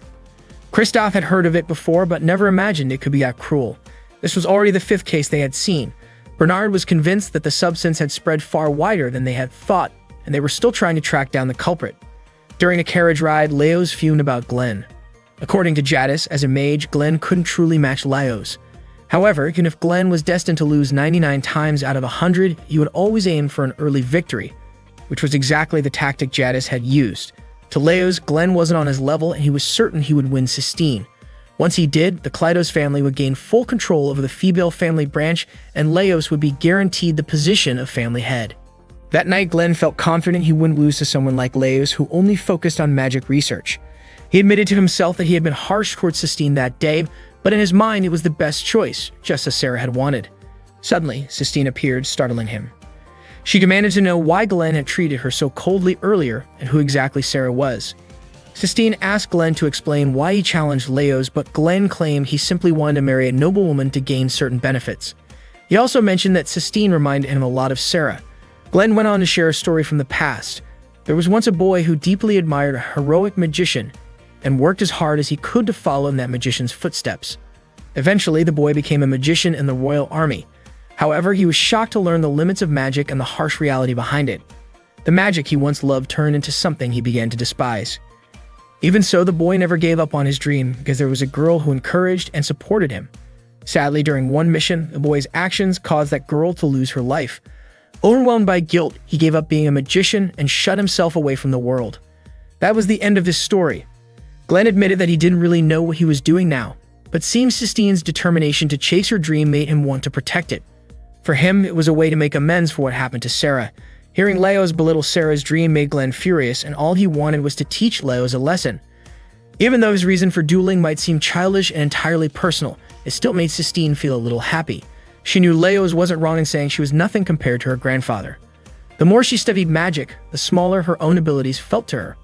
Still, she was glad, because even if just one person supported her dream, she felt inspired to keep pushing forward. In her eyes, the ones who actually reach something are those fools who keep moving no matter what. Her smile reminded Glenn of Sarah, and he laughed, saying that a teacher's job is to support their students' dreams. Sistine, however, couldn't understand why Glenn used wanting to marry a noblewoman as his excuse for challenging Leos. Glenn casually replied that if the chance came, maybe he really would marry into nobility. Suddenly, Leos appeared, accusing Glenn of being a coward who told his sad past just to win Sistine's sympathy. Because Leos worked in the field of magical research, he had access to classified royal army information. He claimed to already know everything Glenn had done in the past. Glenn felt threatened and told Leos to keep quiet and leave immediately. Instead, Leos questioned how Glenn could teach students with such a blood-stained past. Glenn warned him again to stay silent, adding that if Leos kept talking, he wouldn't wait until tomorrow morning for their duel. He'd fight him right there. Leos ignored the warning, telling Glenn to just go home and openly calling him a former member of the Royal Court Mage Corps Special Forces Unit Number 0. Glenn's patience finally snapped. He activated the Fool's Arcana and tried to punch Leos. However, Leos knew Royal Army martial arts and easily knocked Glenn down. Not long after, Leos used a technique called Tulpa, which could summon imaginary creatures into the real world through intense suggestion during a trance. In other words, it was the creation of artificial spirits, demons, or gods using a secret alchemy method. The creature Leos summoned easily defeated Glenn.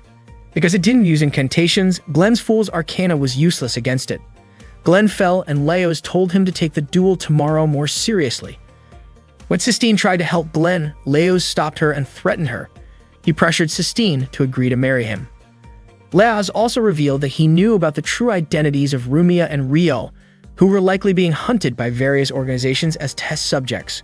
Sistine desperately hoped for Glenn's help, but after that incident, Glenn didn't show up for the duel, and he stopped coming to the academy altogether. Sistine was shocked when Leos pressured her and even threatened her to marry him. She began to wonder if Leos might be one of the members of the Celestial Research Society. Leos grew annoyed and called her foolish, saying he refused to be compared to the lowlifes from that group. He insisted that she had no right to turn down his request. Sistine wished more than anything that Glenn would come to her rescue. The next day, news spread among the students that Sistine had accepted Leos' proposal and that the wedding would take place in just 1 week. Everyone felt it was far too sudden. Hebel reminded his friends not to make a fuss about it since Sistine and Leos were already engaged anyway. He admitted he was disappointed in Glenn for not showing up to the duel. When Sistine entered the room, Wendy asked if it was true she would be getting married so soon, and what would happen to her dream of becoming a magic archaeologist. Sistine replied that it was only a dream and she had to face reality. Wendy then turned to Rumia, asking if she was really going to just accept what was happening to her friend. Before Rumia could answer, Leos appeared and invited Sistine to discuss the wedding arrangements. Sistine couldn't refuse and left the classroom with him. At that moment, Riel was itching to cut Leos down. She couldn't fully understand the situation, but she was certain he was an enemy. Rumia stopped her, asking her to wait because she believed Glenn would do something. But Glenn still hadn't returned. The night before, Rumia had asked Sistine about it, but Sistine only said she was going to marry Leos and asked to be left alone. That same night, Rumia went to see Glenn and told him everything. Glenn reassured her not to worry because he would take action. He also told Riel never to leave Rumia's side before disappearing. Rumia asked Riel to trust Glenn and wait for him. The wedding day arrived. After getting ready and putting on her wedding gown, Sistine met Rumia and Riel. Rumia was in awe of her appearance, while Riel commented that the flowing dress would make fighting difficult, but she still wanted to try wearing one someday. Sistine took both of their hands and said that one day they too will wear a gown. Rumia was about to say something, but Sistine told them to go find seats since the ceremony was about to start. Deep down, Sistine felt crushed and wanted to cry because she couldn't refuse the marriage. During the blessing ceremony, only the second-year students were present. Wendy found it odd that there were no guests seated in the pews. When the blessing ended, the priest asked Leos to kiss the bride. But before he could, Glenn suddenly appeared and refused to let the wedding happen, saying he would never hand Sistine over to Leos. Glenn tossed a smoke grenade and quickly whisked Sistine away. The second-year students were thrilled because they had been waiting for Glenn to make his move. Before leaving, Glenn asked Riel to protect Rumia. He then carried Sistine in his arms and ran. Sistine told him to stop, tears streaming down her face as she hit his chest. She was upset, believing that it was because of him that she had been forced to marry Leos. Glenn guessed that Leos had used Rumia as a threat to force her into it. Sistine then asked where Glenn had been and what he had been doing all this time. Glenn apologized, explaining that he had been delayed. He said Rumia had come to him and explained everything, and then he had to figure out a way to get Sistine back. He knew that if he didn't fight seriously, he would lose. The whole thing reminded him of something from the past, so he went to find his special charm. He also needed to lure Leos to a certain place in order to defeat him. Glenn asked Sistine what Leos' true goal was and wondered if he was acting recklessly out of love. Sistine denied it, saying she realized that night Leos didn't love her at all. In fact, he seemed like a completely different person, cold and frightening. Suddenly, a horde of zombie-like people appeared. Glenn was surprised to see Angel Dust suddenly show up here. The same horde also stormed the wedding altar surrounding the students. Riel was about to strike when Albert, Christophe, and Bernard arrived to help. Albert told Riel to protect the students while the three of them handled the attackers. She quickly left with the students and the three men began their counterattack. Meanwhile, the horde kept advancing toward Glenn, showing no fear of him. Sistine asked what was wrong with those people and Glenn explained they were dead puppets obeying their master's orders. He told her to leave immediately since he couldn't fight while protecting her. Sistine insisted she was fine and had trained to defend herself. But just as she began casting a spell, an enemy attacked from above. Glenn countered with magic and his steel chains. Sistine trembled at the sight. Glenn rushed over, grabbed her hand, and pulled her to run. Another enemy attacked and Glenn quickly stabbed it in the eye with a lightning fairy charm, whipping out a burst of electricity. He urged Sistine to keep running. It felt to Glenn like they were being herded by Leos. He began to suspect that Leos was targeting Sistine just like during the incident with Sarah. Glenn was certain Jadis was the mastermind behind it all, and this time he wouldn't let Jadis win. Glenn no longer hesitated, knowing that if he did, he would fail to protect Sistine. He drew his knife and swiftly took down the enemies that closed in on them, eliminating every single one without a second thought. Sistine was terrified by the sight. When one of the enemies leaped from above, targeting her, Glenn immediately shot him down.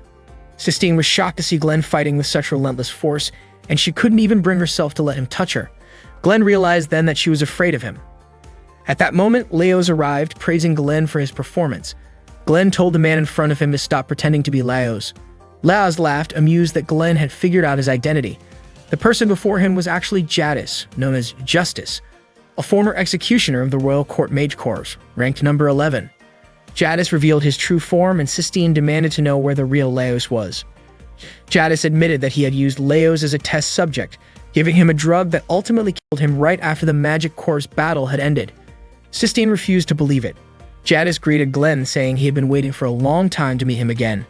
Glenn told Sistine to leave, insisting that this was not a world she should be involved in. Jadis also told her to disappear, claiming her role was already over, and even went so far as to warn that he would not hesitate to kill her if she got in the way of his fight with Glenn. Frightened, Sistine ran off. Jadis remarked that she reminded him of Sarah. Glenn was furious when he realized that Jadis had contacted Leos, arranged the duel, and even used Sistine's marriage as nothing more than a ploy to challenge him. Glenn demanded to know Jadis's true goal. Jadis replied that his aim was the same as it had been last year, the execution of Justice. Glenn countered that Justice was just an excuse to kill powerful mages and important figures in the kingdom. Jadis declared that even if Glenn stood in his way, everything would proceed according to plan once he obtained the Akashic Records, the power to control the very foundation of the world, which he wanted for himself. However, that power could only be obtained by someone worthy. Because of Glenn, Jadis had been unable to claim it. He said that while the gods might forgive Glenn, he would not out of revenge but as a challenge, since he sought to be a mage of justice who would carry out justice against every evil in the world. Jadis created monsters using a tulpa, and Glenn immediately opened fire on them, noting that he should have realized what Jadis was doing the moment he saw that spell. Meanwhile, Sistine hid nearby, thinking that Glenn seemed like he was in another world entirely. She had pushed him away despite the fact that he had always risked his life to protect his students. She blamed herself for running away but still didn't know what she should do. Glenn, after destroying one of Jadis's tulpa monsters, took cover, only for Jadis to keep creating more. Glenn used his magic again to wipe them out, this time attacking Jadis with ice magic. Jadis easily deflected it. Glenn threw a talisman weapon aimed at Jadis's eye, but Jadis skillfully caught it. A monster strike slashed Glenn, knocking him down. Jadis prepared to finish him off, but Sistine arrived just in time, stopping the attack. Glenn was surprised to see her return, insisting again that this wasn't her world. Sistine replied that it wasn't Glenn's world either, and that she had come to bring him back. She remembered Glenn telling her that to protect Rumia, she would need strength. Rumia was irreplaceable in Sistine's heart, just like Glenn. Sistine understood that whether Glenn was scared or reckless, that was still who he was, and no one could replace him.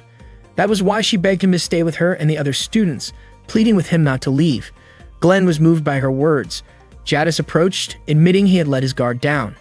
Sistine asked him to stop involving Glenn any further.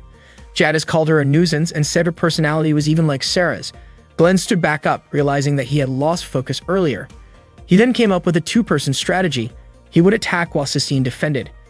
He promised to defeat Jadis even if it meant his own death, ensuring Sistine could return safely.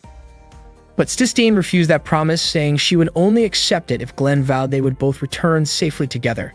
Glenn smiled and decided to trust her.